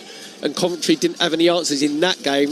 Nuno's absolutely run the game for Ipswich, but they've had a little bounce back. And I know we on their standards, they've had a little bit of a blip, but they've had 2 1-1 draws away from home at Southampton and Preston, which are difficult places to go, and a 1-0 win here over Bristol City. So they're actually finding. Early on in the season, they were scoring goals for fun, weren't they? So at the moment, obviously the goals have sort of dried up, but they're still finding ways how to get points out of games. If you look at, the goals for column, they've scored 15 goals more than any other team in the Championship. They're on 53. Ipswich are the next best on 38. So it just shows you the firepower they have. And obviously Ellis Sims has come in for a little bit of form, and he's up front today. Yeah, prefer to have you right in this lineup. We'll chat more, Perry, but for now, thank you very much. We look forward to it as well. It's time to bring you an odds update with William Hill. In the Zone on Talksport 2 with William Hill. 18+, gambleaware.org. So coming up, it's Coventry against Swansea. This one kicking off at 3. Sam Norris, another cracker to look forward to. Yeah, very much so. And as Perry's just kind of spelled out there, you've got the highest scoring side in the Championship coming into this one, but the goals have dried up. Just 1 goal scored in each of their last 3 games from a Coventry point of view. No Thomas Asante today, Haji Wright on the bench. I mean, those two account for a good portion of their goals. Hasn't stopped Coventry trading at odds on, though. They're 4-7 to win this one against Swansea, who are 9-2, and the draw is 29-10. Many might be a little bit tempted with Swansea, given the uptick in form that's already been referenced since the new manager came in. However, I guess they are generally beating teams around them. Pompey, Oxford, obviously the victory against Wrexham, a big one last time around, but even they're a sort of bottom half team. Are they going to be as good against the best team in the division? That's the question that punters will be asking themselves. I think in the absence of Thomas Asante and Haji Wright, obviously the focus is on Ellis Sims, and I don't think he's a bad price to score, 23-20 anytime, given how much this Coventry side create, no matter who's up top. Bit of odds against about who's going to be their main man today. Could be an interesting way in. He's been restricted to kind of 8, 9, 10 minutes here and there in his most recent games. But the last time he had a decent run in the side, going back to the sort of middle part of November, he scored 5 times in 4 games. So I think he might be able to pick up where he left off when he last started in a Coventry shirt. He'd be the pick of the bets at 23-20, with Coventry maybe not expected to score quite as many as they have done on occasion this season. Sam, thank you very much. We look forward to it. It's set to be another cracking game to bring you as we bring you 5 commentaries across the Talksport network this Boxing Day. That was an odds update, all thanks to William Hill. It's 18 and over, gambleware.org. In the Zone on Talksport 2 with William Hill. 18 plus, gambleware.org. OK, it's goalless in our first game that we are bringing you here on Talksport 2, that between Millwall and Ipswich. And the former Chelsea-Charlton defender Scott Minto is at the Den, joins us once more to look ahead to the second half as we await the teams to make their way out for this next 45 to come. Scott, what do you think the messages will be from both managers in this half-time break? I think from Millwall's point of view, Alex Neil would have said, please, exactly the same. I think they have looked stronger defensively than Ipswich have looked defensively, but we know that Ipswich have got another gear or two. From Kieran McKenna's point of view, it's a bit like, right, guys, I'm going to give you another 10 minutes. We've got players and options off the bench. Talked about the strength of depth of squad. We're going to make some changes if you don't step it up a little bit. OK. Ipswich making their way out. Millwall will be out shortly. So let's hand you back to your commentary team then. Scott Minto is alongside Alex Crook. In fact, they are back out and we are ready to kick off in this second half. Millwall 0, Ipswich 0. It's the visitors from Portman Road who get us back underway here on Talksport 2. All in red. Ipswich shooting left to right, so attacking the cold blow lane end of the Den. And Millwall in their navy jerseys, white shorts and navy socks are attacking the goal away to our left where the travelling supporters are gathered. No change in personnel. I'll run you through the 2 lineups in just a moment as Darnell Furlong plays the ball back into his own half, and Dara O'Shea, the Ipswich Town captain this afternoon, and now Kipre, the third of that former West Brom trio, making up part of the back 4. It's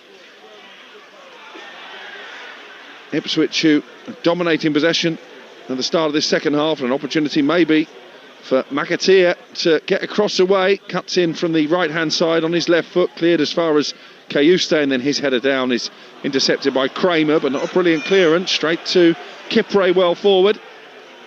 Kipre in the blue footwear being urged to shoot by the Ipswich fans, but got a bit of a nosebleed up from the back, and then as he passed it back to Matasiwa, he nearly gave the ball away. The referee had blown for an infringement,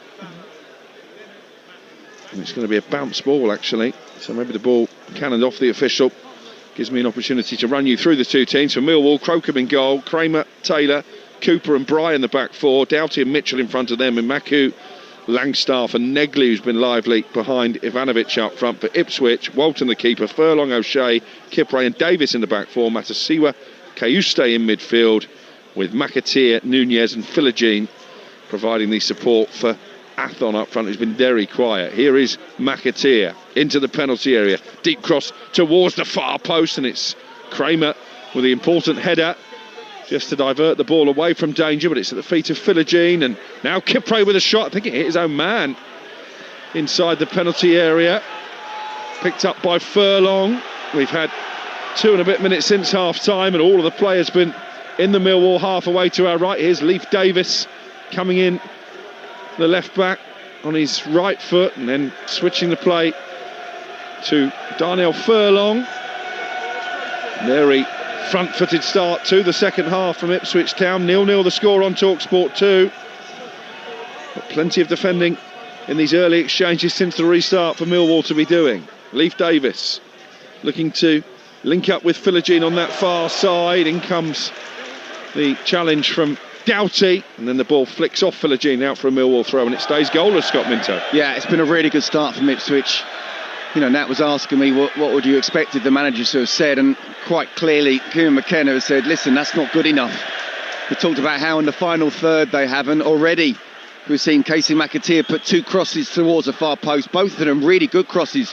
One with his left foot, one with his right. No one's getting in on the end of it, but It's been a much, much better start from the away side. Yeah, and that would have been the message from Kieran McKenna, get out on the front foot.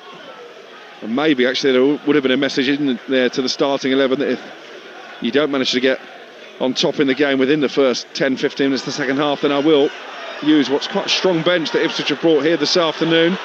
The ball is bobbing around inside the Ipswich penalty area. Langstaff unable to bring it under control. I think he may have been penalised for a high foot anyway. But just looking at those Ipswich subs, Scott, they've got Chuba Akpom, who of course scored a lot of goals for Middlesbrough when he was last in the Championship on loan from Ajax. They've got Ashley Young, 40 years young, who could come on. Wes Burns back in the squad for the first time since suffering a knee injury against Liverpool back in January. He's going to be a big addition for the second half of the season. Jack Clark, who Tottenham once spent £10 million on, so they do have a lot more at their disposal than Alex Neil, the Millwall manager, does at this moment in time. Absolutely. Millwall are playing at their maximum at the moment. So really, when you think about where they are and how the first half went, it's almost points to them if it were a boxing match. But absolutely, they've got the options, as you mentioned there, Ipswich, and I do expect them to be better, and they have been in the start of the second half. Here's Philogene, left corner of the penalty area. Can he get the ball on his right foot? He's forced wide by Kramer. Now Leif Davis takes over. Left wing double act trying to terrorise the Millwall defence. Philogene's low cross is swept clear, but not convincingly by Taylor. And then Philogene just leaning as he jumped with Kramer. He concedes the free kick. Is he a bit one-dimensional at times, Jayden Philogene? Do defenders know exactly what he's going to do? It's a good question. It's a really good question. What I would say is I think Tristan Kramer is a really, really, really good Championship player. He's not just one of, if not Millwall's best player, but he's actually a top Championship player. And he's come up, Philogene, against him, where he's tried to go down the outside, he's tried to go on the inside, and Kramer's gone with him every single time. So I wouldn't say he's a one-trick pony by any stretch of the imagination, but I would say he's up against a really good player who at this moment in time, I don't want to use the phrase got him in his pocket, but I do think if there's going to be substitutions, McAteer's already stepped up at the start of the second half, and I'm sure he would be thinking I may well be coming off. At this moment in time, I'd probably be taking off Philogene. Which is risky though, isn't it, when you know that he has the propensity to come up with an outrageous goal. Yeah, and don't get me wrong, he's obviously can score goals and great goals, but all his goals have come at home, not away, and that's something that he has to find a way to sort out if he wants to be a top-class player for Ipswich Town. Here's Darnell Furlong coming over halfway for Ipswich, out to McAteer, the former Leicester man, with space to run into on his left foot, shot charged down on the edge of the penalty area. Still, Ipswich have possession. McAteer flicks it on, and it's volleyed away by Langstaff, and then that looked to be a push in the back from O'Shea on Ivanovic, the big Serbian, and well, it took an eternity for the referee to actually give that free kick, and I'm not sure that he saw the infringement himself. I think he's been influenced there by the crowd and by Alex Neil, the Millwall manager. Yeah, quite possibly. But I think for Millwall, it's a little bit of respite. Ipswich have come out to start the second half, as I say, is Kieran McKenna, if not the old-fashioned, roasting and saying you've got to do a lot better, then certainly saying you've got to step it up. So for Millwall just to kill the game a little bit and relax and get the ball into Ipswich half, that will help for sure. It's Birmingham 1, Derby 1, Derby down to 10 men, 13 minutes to go over on Talksport. Here on Talksport 2, we've played 7 second half minutes. It's still Millwall 0, Ipswich 0. Millwall have lost 3 of their last 4 here at the Den against Ipswich Town. But it was they who came closest to breaking the deadlock in the first half. Caleb Taylor with the header from a corner, clawed away by Christian Walton in the Ipswich goal. Walton also saved well down to his right early on from Ivanovic. And well, for all their possession, Ipswich, Max Crocombe hasn't really been forced into meaningful action as yet on this sunny but chilly afternoon in South London. And you know what, Crookie, it's really important. It's a big game for Ipswich. I've talked about how I believe they can click and maybe catch Middlesbrough, if not Coventry. But, Middlesbrough got Blackburn at home today, and you'd expect them to win that. And Coventry got Swansea at home today, and you expect them to win that. So you don't want the gap to get too big. They certainly can't afford to lose this game, and I think they kind of have to win it. Furlong heading it down on halfway. back with Matasiwa, the Dutchman, who cost nearly £9 million and has made, coming into this Boxing Day round of fixtures, more interceptions than any other player in the Championship. Although, can I just finish off by saying, even after this game, we're only halfway through the season, so there's still plenty of time for Ipswich to go on a very good run. Well, Darnell Furlong has put the ball out of play there because you can see that he's got a stricken teammate up ahead of him. Even Athon is down, having been caught by a late challenge. And the stretcher bearer may be being summoned here. He looks like he's going to be okay now. Athon back on his feet. Boos from the Millwall supporters, who obviously feel like he was making the most of that. And Kieran McKenna is currently having a bit of a verbal spat with members of the Millwall backroom team. If I were Kieran McKenna, I'd almost look to the bench now and start. So, I mean, Athon's one of those that's been pretty quiet in the first half. He's not been particularly involved in the start of the second. It's been more the wide players. So I just wonder whether it's worth maybe telling him to come off. Well, he's going to have to come off here because he went down injured and the referee is making him leave the field before coming back on again. It's been quite a busy afternoon for Tim Robinson. He's just come over here to have a word with Kieran McKenna. Well, I'm not sure why we're going to restart with a bounce ball here, because Furlong knocked the ball out of play. And also, I think Athon's saying, but the physio didn't come on. I actually got up before the physio came onto the pitch, so why'd I have to go off? That's all a little bit bizarre, but we have restarted. The referee returned the ball to Furlong. It's been given away, and then there was a late challenge anyway on McAteer, so a free kick for Ipswich. It's all got a bit scrappy, isn't it, in the last few minutes, which probably would suit Millwall. Absolutely. 0-0 the score. We've played 11 minutes in the second half. You're listening to Talksport 2. Don't forget, 2 more live commentaries still to come your way from the Championship this afternoon. We'll get team news from Coventry against Swansea very shortly. Then it's Wrexham against Sheffield United at 5:30. And the live football doesn't stop there. Over on Talksport at 8 o'clock, full commentary of the only Premier League game on this Boxing Day. It's Manchester United at home to Newcastle. And we're going around the grounds in the Premier League tomorrow as the shot is unleashed from 20 yards out by Ivanovic on the volley, and it was bouncing awkwardly in front of Christian Walton before he dived to his right and just pushed it away. Mitchell with the ball forward, intercepted by Leif Davis, and he's got the chance to get Ipswich on the attack. Maybe poor from Athon.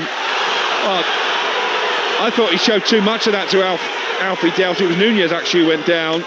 The referee has given a free kick, and again the natives inside the den not very happy.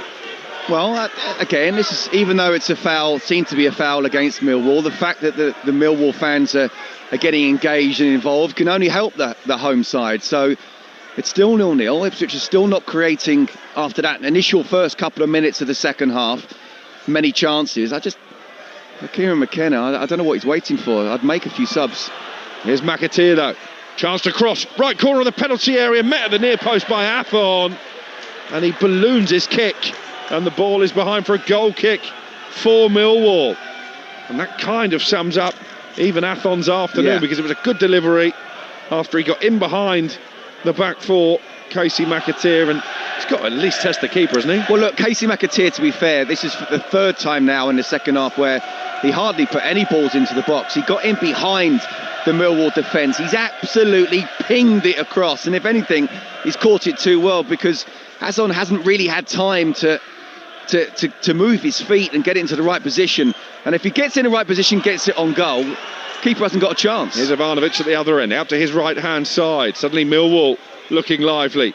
And the cross towards the far post. Nodded on by Imaku, but straight into the arms of Christian Walton before Langstaff could get there. It was a strange effort, wasn't it, a few minutes ago from Mihailo Ivanovic, because time almost stood still on the edge of the penalty area. He met it half volley, right-footed, and it was awkward for Christian Walton in goal. Yeah, well, Langstaff's played a ball. Oh, given away by O'Shea. Straight to Langstaff. Closed down quickly by Metasiwa. Has to go back in field for Doughty, but he's still carrying the ball forward here. Doughty into Langstaff, right-footed volley. Flag is up. Free kick for Ipswich.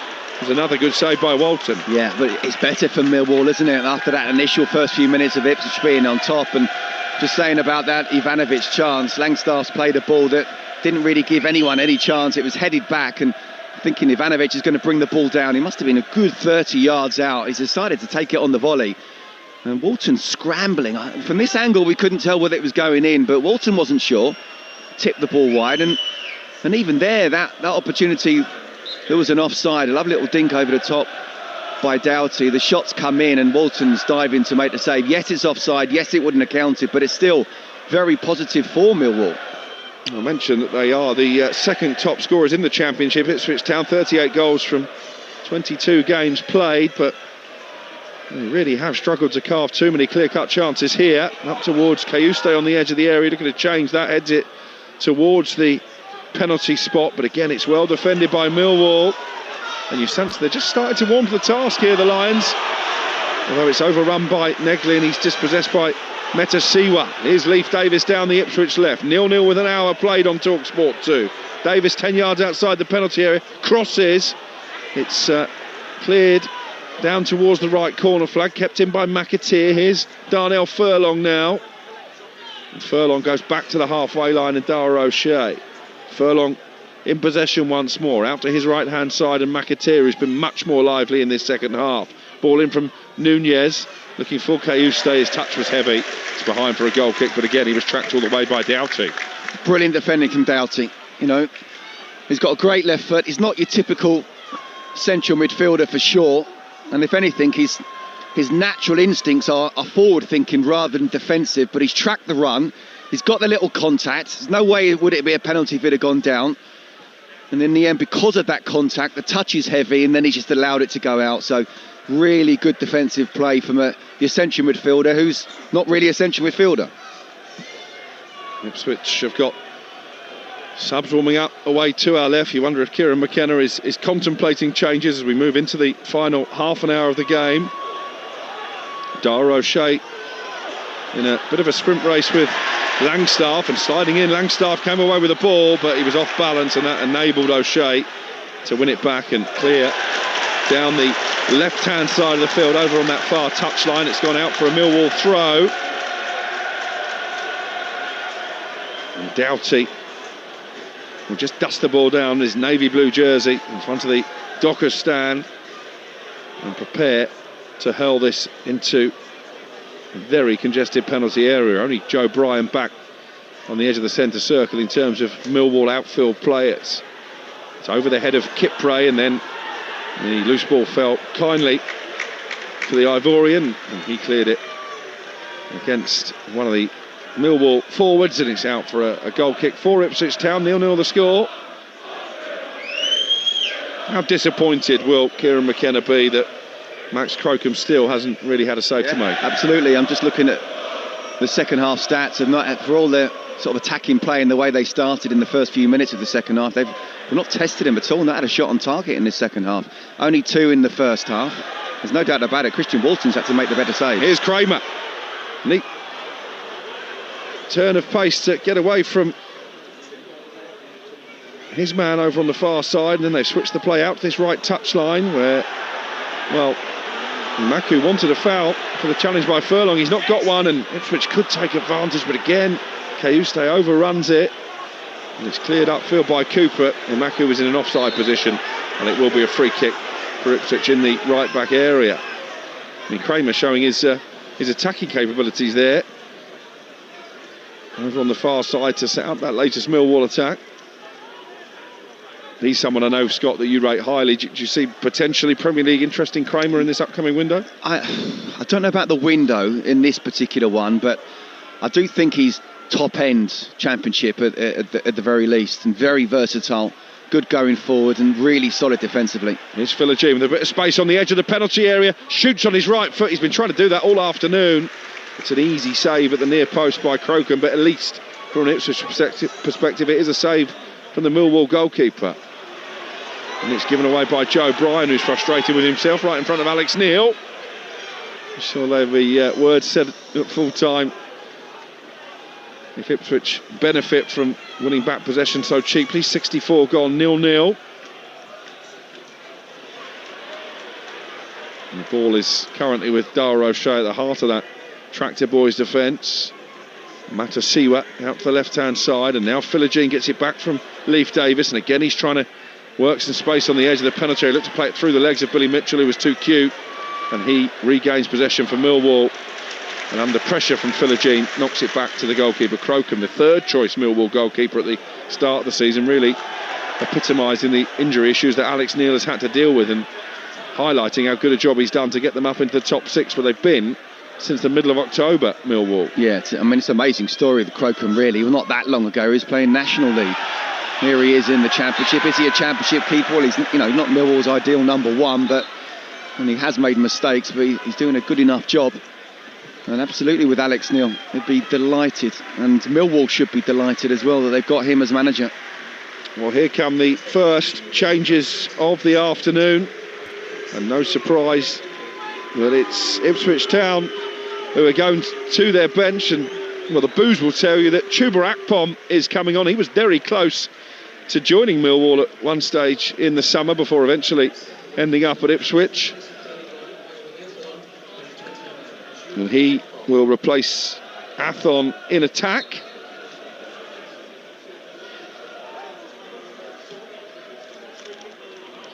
And also, as Millwall come forward with Kramer, deep cross to the far post, and it's volleyed over the bar by Amaku. Kramer again, the creator, and Amaku just couldn't keep his shot down, Scott. Kramer is absolutely bossing it down that side, just couldn't be more impressed with him. Again, we're talking about a centre-half, really, that can definitely play right back, but looks as if he's been a right back all his life, can get up and down, just amazing energy. He keeps the ball in, gets the ball to the far post. It's a decent enough strike, it's a difficult chance for Amaku, but again, it's all positive for Millwall. Yeah, the other change, by the way, was Ageli coming on for McAteer. Does that surprise you a little bit, Scott, bearing in mind that McAteer had started the half quite brightly?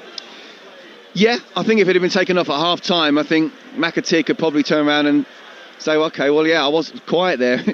Ironically enough, the best part of his whole game was the first 5 minutes of the second half. 66 on the clock, 0-0, but a change up top then for Ipswich. Akpom on for Athon and Ageli for McAteer. He's only scored one goal, Akpom, since joining Ipswich from Ajax in the summer. As I say, it was quite protracted. There were 2 or 3 clubs chasing his signature before he decided to make that move. Middlesbrough was another possibility, returning to the Riverside. The ball now is in the gloves of Max Crocombe in the Millwall goal. He bowls it out to Caleb Taylor, looks for the switch of play out to this left-hand side. Amaku beaten to it by Furlong. Well inside the Ipswich half, away to our left. And then as they tried to play it forward, it was won back by Taylor. Ivanovic onto Amaku into the penalty area. Got away from his man. Oh, he's gone down far too easily there under the challenge from Furlong. To his credit, Amaku got to his feet very quickly, and now the Millwall fans are frustrated that Amaku has been penalised for a foul on Ageli, who's just come on.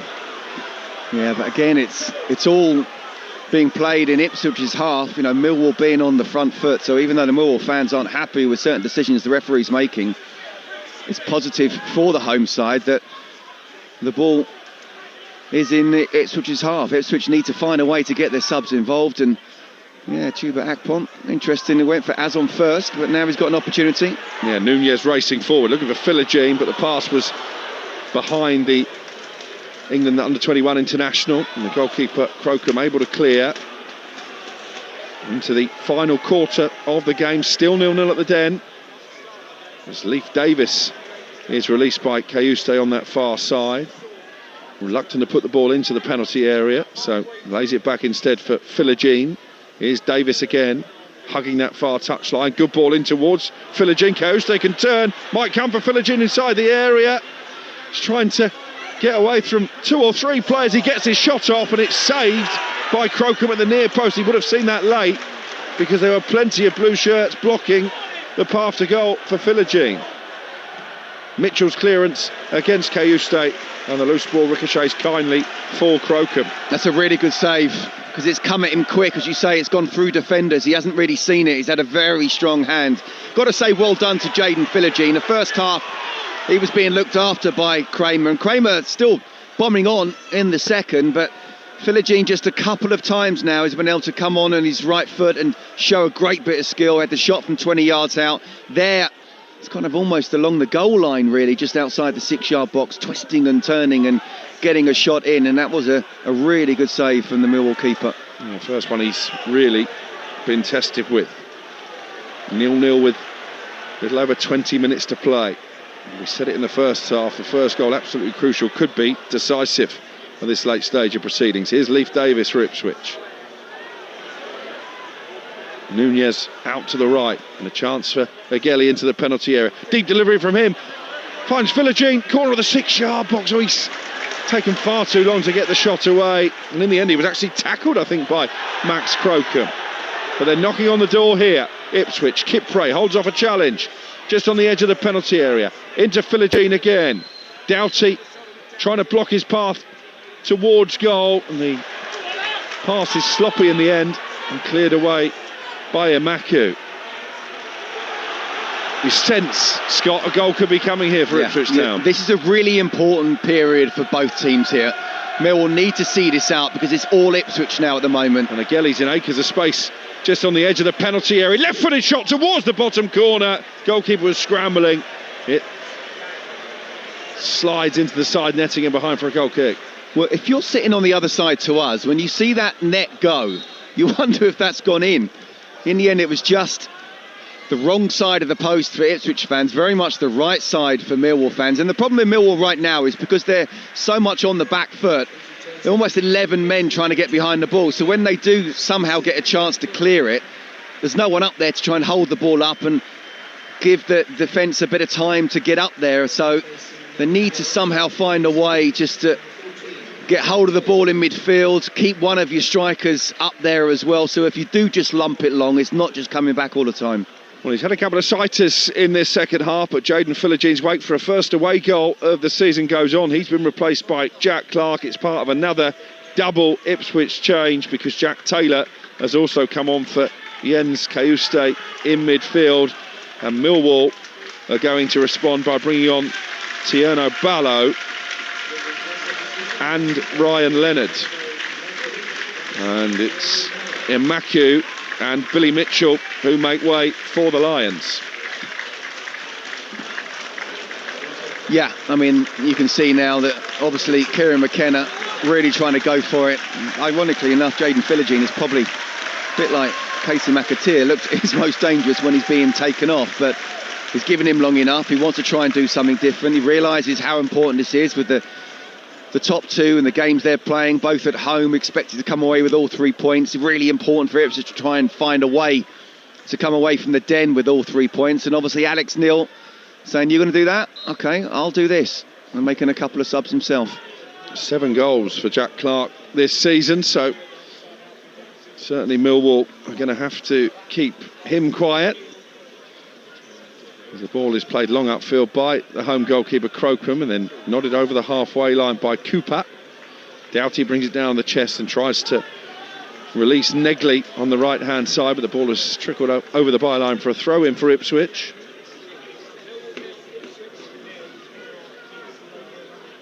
It's almost full time over on Talksport. Now Birmingham are down to 10 men, same as Derby in the first half. Clara has been sent off. It's 1-1 in that game. 0-0 here at the Den. But Ipswich have certainly been on top in the last 5 minutes or so. Here is Clark, full of running, having only just come on. The ball by Taylor was intercepted, and Kramer comes racing upfield. He carried the ball an awful long way there before finally being barged off it by Kipre. Millwall fans around us wanted a free kick. Referee says play on, but he must have gobbled up, Scott, 30 or 40 yards there, Kramer. Well, he just got that in his locker. He doesn't look like he's sort of like one who can just get up and down if he just sort of stood there. He looks like a proper centre half, but as I say, I feel like I'm his agent or something, the way I'm talking about him, but just so impressive from a defensive point of view, and tries to get forward. It doesn't look like a fish out of water when he's in the final third. Marauding run. Millwall wanted fans wanted a foul there. It wasn't a foul, it was a really good tackle actually. Strong challenge from Kipre. Crocombe with the ball upfield for Millwall. Headed back towards his own half of the field by Negley. And then there was a challenge on Taylor. And it's going to be a free kick for Ipswich Town. 0-0 with 16 minutes to play on this Boxing Day afternoon. As a plane just flies overhead at the Den. Usually that rail line behind the Docker stand will be very busy, but not too many trains on December the 26th. Makes that packed away following that we're seeing from Ipswich even more impressive. Matasiwa out to his right and Nunez. We've got Akpom waiting in the centre. Instead he goes out to his right hand side, and Agelli, he's been dispossessed, and it's going to be a throw in for Ipswich, which Darnell Furlong will take midway inside the Millwall half on this near side, the right. And everybody, bar the goalkeeper Walton, is inside the Millwall half of the field as Furlong is shoved to the ground by Doughty. It's going to be a free kick, much to Alex Neil's frustration.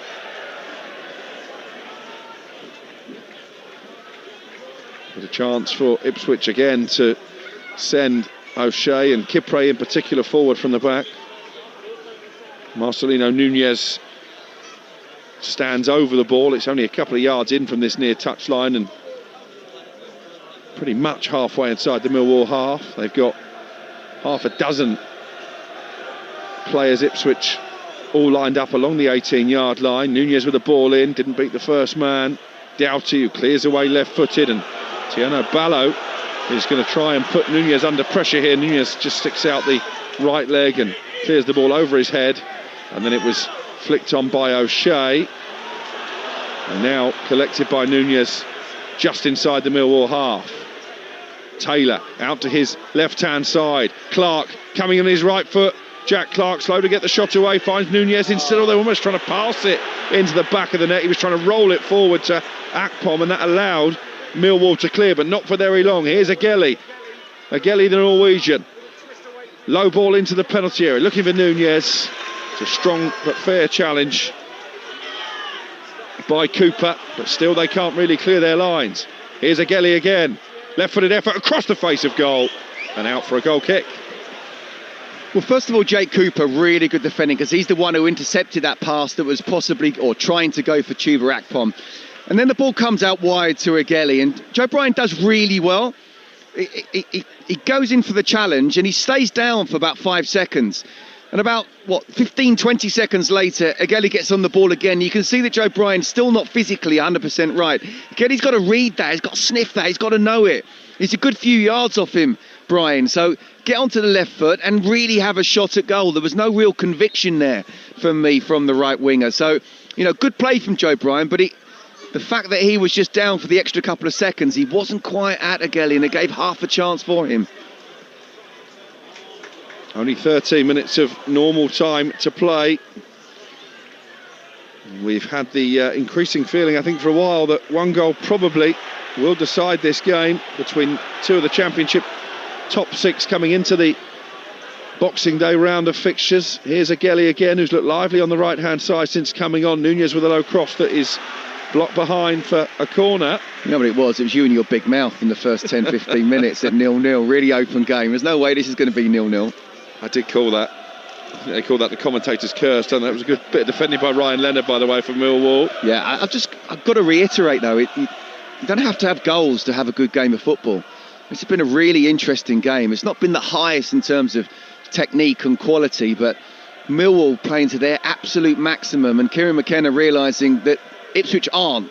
And he's made 4 substitutions, and now can the strength of the bench come on and make the difference? Which you always sensed at half-time may be the case. Leif Davis is taking eternity to actually place this ball down and take the corner. It's only the third that Ipswich have had over the course of the 78 minutes that we've played at the Den. Davis whips it in to the 6-yard box, headed across his own goal line almost by Kramer, and out for a throw on the far side. They've defended the crosses into the area well, Millwall. They've defended brilliantly. They really have. You know, I'd like to mention all the back four, really. Kramer, Cooper, Taylor and Joe Bryan, who's not necessarily the biggest, but has defended very well himself. Opportunity to cross here, though. Leif Davis released down the left-hand side, low ball into the area, cleared away by Taylor, and picked up by Clark now. Clark with a good-looking ball into the box, but again Millwall defend it. Kipre heads it back towards the D on the edge of that area, and then there was a tussle. Furlong goes to ground, but the referee happy to let play continue. Agelli into midfield, and Taylor, now Kipre, and Kipre with a cross towards Akpom. Good header away again, and then Nunez on the volley over the crossbar and onto the roof of the net. Stays 0-0. Do you know what? That's a perfect example of just how brilliantly Millwall have defended that. That's a fantastic cross that was put in. And Chuba Akpom desperate to get on the end of it, but Jake Cooper, and you know, it's between him and Tristan Kramer for me as man of the match, was in the right place at the right time yet again. I mean, I'm not going to tell him. I don't think a big centre-half should be wearing, what colour are they? Orange boots. Playing for Millwall. He's your captain, but boy, is he defending well today. Millwall 0, Ipswich 0. More commentary to come from the Championship. Coventry against Swansea at 3 o'clock here on Talksport 2. That's followed by Wrexham at home to Sheffield United on this busy Boxing Day afternoon. Ballo winning the ball back inside the Millwall half of the field.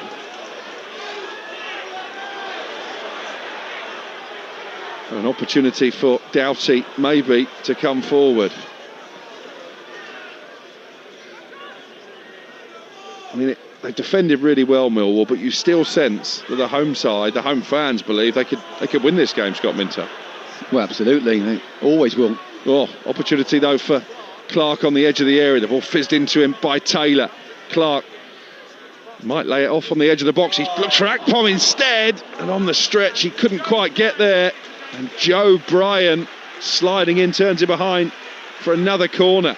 Well, that is an absolutely delicious ball put in there from Jack Clark. It's a little dink of an in-swinging cross. It's almost like a semi-cross.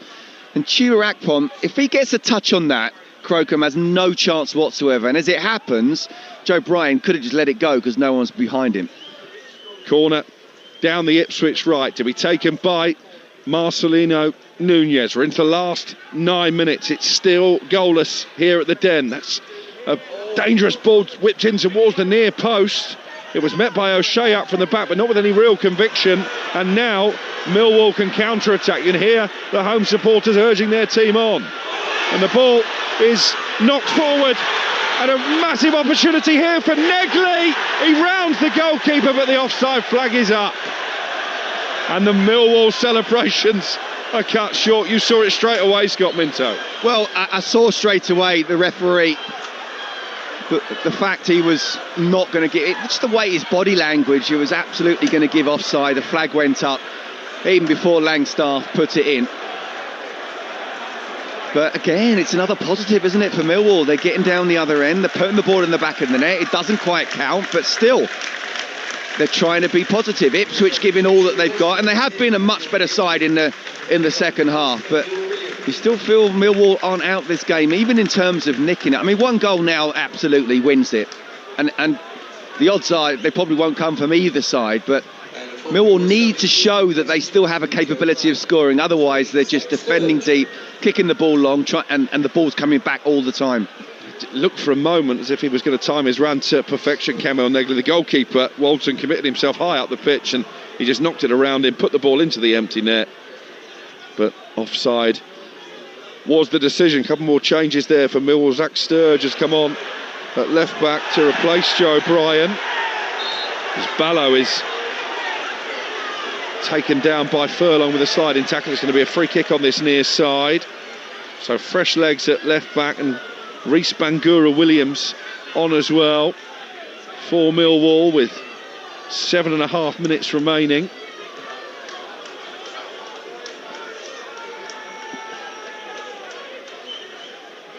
And it's going to be a free kick for the Lions, which Alfie Doughty will take.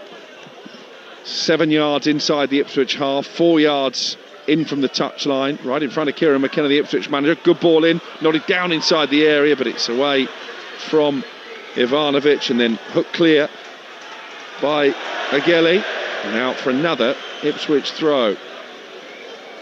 Millwall throw, I should say. On this near side, taken quickly by Doughty to Sturge, who's just come on.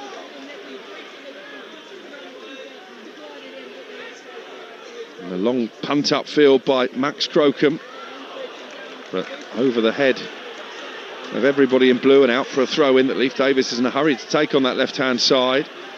Looking for Clark, who has had some moments since coming on, I think, Jack Clark. Yeah, absolutely, and he put that wonderful ball through. Chuba Akpom nearly got on the end of. There's nothing much more Kieran McKenna can do.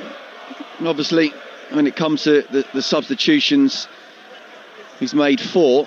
But I just think sometimes, okay, I've got the players on the pitch now. I have to let them find a way to break this Millwall side down. It's just the way that Millwall are defending.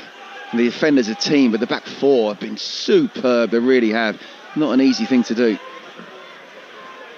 Here's Ageli down the right-hand side, linking up with Darnell Furlong. Furlong gives it back to the Norwegian Ageli. And Furlong continued his run. Maybe a chance to cross here. Good-looking delivery. Akpom was waiting. Stooping header away by Cooper. Danger not averted yet.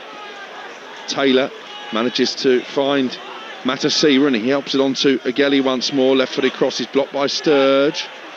And then Matasiwa back into his own half, and Dara O'Shea. O'Shea away from Ivanovic and finds Kipre right on halfway. 6 minutes to go plus added time. 0-0 at the Den. For the moment, advantage to Coventry and Middlesbrough. The two teams ahead of Ipswich in the table. Coventry in action at home to Swansea very shortly right here on Talksport 2. A game we would expect them to win.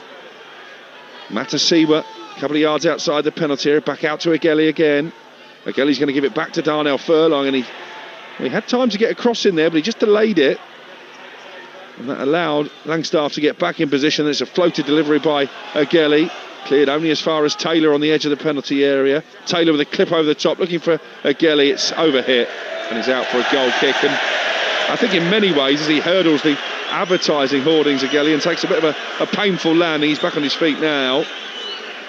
It sums up that incident, the lack of quality that Ipswich have had as an attacking unit this afternoon. Yeah, I also think it shows how well Millwall have done defensively. Alfie Doughty got really tight there, and therefore the little dink over the top has to be inch perfect, and if it's not in terms of weight of pass, then the ball goes out, and that's exactly what happens. So look, I think Ipswich have been certainly the better side in the second half going forward. I think it was quite an even first half, but it would be heartbreaking for Millwall to concede and not win this game. But it's a game that Ipswich, it's not a must-win. Of course, we're not there at that stage yet. But again, we talk about the top 2, the games they've got coming up.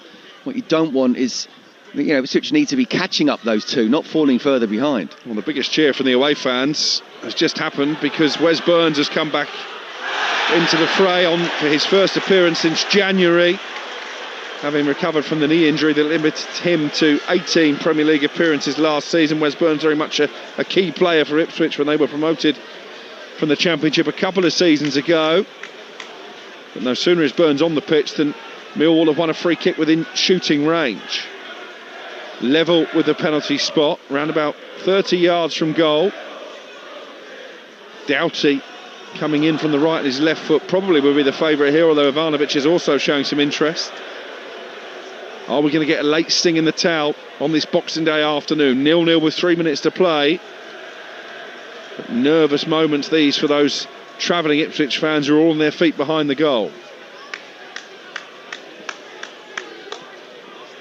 And this is far enough out to get it up over the wall and back down again. Does look like Ivanovic coming in from the left on his right foot, maybe. He's going to be given the responsibility. Big intake of breath from him, but in fact it is Doughty, left-footed straight into the wall, kept alive by Cooper up from the back with the long hair, and then it's cleared away by Matasiwa for Ipswich. Sturge in the left-back position, knocks it forward, might come for Langstaff. Kipre got there ahead of him and just makes sure the goalkeeper Walter gets a clear run to come and collect inside his 18-yard box, and then it's given away by Leif Davis. out for a Millwall throw. Well, again, I think this would be a great point for Millwall. I really do. I know people turn around and say, oh, well, back-to-back defeats and there'll be no wins in 4 now. No. This point is a really, really good point against the team that I've talked about, the squad that they've got. They've got every chance, if they do go on a run, they can really chase down and hunt down the top 2. So I think the injuries they've got with the team they've got out at the moment, if they were to keep this to 0-0 and a very dogged, hard-working 0-0 as well, I think that'd be a great point. Yeah, as it stands, Ipswich are going to be 10 points behind leaders Coventry, 4 behind Middlesbrough in second place, and of course both those teams will have a game in hand. Coventry against Swansea is our next live commentary here on Talksport 2, straight after we're done at the Den. Here's Jack Clark though, still trying to carry the fight for Ipswich. Sliding challenge by Caleb Taylor was a rash one according to the referee, and a free kick for Ipswich Town now in the last minute of the 90. No, that wasn't a foul, but there were 2 attempts with lunges at Jack Clark where they were, and the referee's trying to play on. So technically speaking, if you're playing on and then a Millwall player's got a proper tackle and there's a yellow card there, I can't believe that's for the tackle itself. Maybe for one of the other 2 beforehand, or just some. Is that the first booking chat in the last minute? We have had a booking before. I'll have to have a look at my notes. Well, free kick here anyway for Ipswich. Leif Davis, I think he's just going to chip this into the penalty area because it's from quite a wide position, only about 8 or 9 yards outside the box. Yeah, Jaden Philogene got a yellow card. So just the second booking. Davis just carefully placing the ball down. There's a 4-man wall, but as I say, I'm not sure he's going to shoot here. Although the far corner of the goal at the moment is unguarded, with Crocombe hugging the near post. 3 added minutes at the end of the 90 has just been indicated by the 4th official. 0-0 on Talksport 2. And it's going to be Leif Davis to whip this in. Dangerous ball as well towards the 6-yard box. And again, Jake Cooper, who I know is one of your contenders for man of the match, gets enough on it to help it back to the goalkeeper Crocombe, and he volleys it upfield looking for Ivanovic, but in the end can only find his opposite number, Christian Walton. Now Dara O'Shea forward into the centre circle. I'm not sure Crocombe needed to try, and I mean it was a 1-on-1 situation if Ivanovic is able to bring the ball down, but just keep the ball. Clark has been out-muscled by Kramer, the Frenchman, coming down the right wing, keeps the ball in play, crosses into the penalty area, and Kipre with the rather slice clearance, and then it's whacked upfield by Ageli. We've only got 2 added minutes to play. It's 0-0. Millwall still will feel they can create one big opportunity to claim what I think at the start of play would have been a shot win, but they've given the ball away, and here's Clark. Got Davis on the overlap down the left-hand side. Clark coming infield, makes his way towards the penalty area, out to Davis to his left. And Davis was offside. Free kick for Millwall. Do you know what? As a left-back, when you're bombing on late in the game, so you're already tired, you want to receive the ball earlier. It looked like as Jack Clark was going inside, he wasn't going to use him. Then suddenly he's played the ball, and Leif Davis, I don't think he thought he was going to get the ball. He should be looking along the line and shouldn't be in that offside, because you can look down the line of the whole of the pitch, and in the end, just giving the ball back to Millwall, who can kill another 30 or 40 seconds. It's not as if Millwall are trying to time waste and play for the draw. Max Crocombe certainly not, but very important to stop that attack in any way possible. Well, into the last minute of added time, Millwall fans want a free kick for a push on the edge of the area. Referee says play on. Then there was maybe a suspicion of handball from Akpom, but again, play continues. And here, coming forward down the right, is Wes Burns. Burns up against Sturz, the 2 substitutes colliding, and it's out of play for a throw-in. There'll be just about enough time for Ipswich to take this. It would be very cruel on Millwall if they were to lose right at the end of stoppage time. But Darnell Furlong has the opportunity to launch this throw into the penalty area away to our right. Kieran McKenna just trying to orchestrate things from the edge of his technical area. He sent Kipre and O'Shea forward from the back. One last piece of defending for this gallant Millwall side to do. And Cooper does it well, getting there ahead of Kipre. Nodded down by Agueli. But that will be the last action of the afternoon. Ultimately, a frustrating one as Ipswich missed the opportunity to significantly cut the gap on Middlesbrough and Coventry at the top of the table. Their poor away run continues. It's a rare blank, though, for Kieran McKenna's Tractor Boys. Chances at a premium.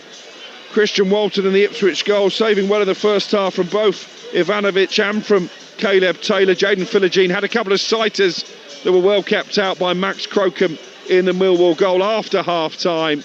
But I guess, Scott, in the end, neither side really did enough to win it as it finishes Millwall 0, Ipswich Town 0. No, go on, Scott. No, go on. Sorry, Nat, go on. We're so kind this festive season. I was going to ask you exactly the same as what Alex said there, that neither really were able to take any advantage, and there'll be some disappointment because both have missed out on that opportunity, as Alex was referring to there, because the draw reduced the gap to 4 points, but Borough still play today, so they can extend their lead. And likewise for Millwall, by the end of today's play, they could now find themselves out of the playoff positions. Yes, they could, but I think it's a very different point for these two sides. I think Ipswich will be disappointed. Look, on paper, it's the more difficult of the three, if you're thinking about the top three, and I don't think there's any other team other than Ipswich that can somehow go on a run and break into the top two. But Coventry have got Swansea at home. Middlesbrough have got Blackburn at home. Ipswich, obviously Millwall away. That's the most difficult of the three, but they're playing catch-up. You know, they need to be winning games, not falling further behind. I mean, what a great opportunity for the top two now. Coventry have the chance to go 13 points at the halfway stage ahead of third, and Middlesbrough have a chance to get an extra 2 points than what they did when they first woke up this morning. Whereas with Millwall, and you're right, they can fall out the top six easily. But they were playing at their maximum today against one of, if not, well, certainly one of the best teams in this particular division, with the team that's got the best squad. And we talked about the players coming off the bench, and boy, did they have good players, but they weren't able to make a difference. They've got lots of injuries, Millwall, certainly in central midfield. Some of them, the players are absolutely knackered. They're run out of gas at the moment, so they need a few days, and that's not going to happen over Christmas. This is a really good point for Millwall, even though it's at home. For Ipswich, it's 2 drop points. Yeah.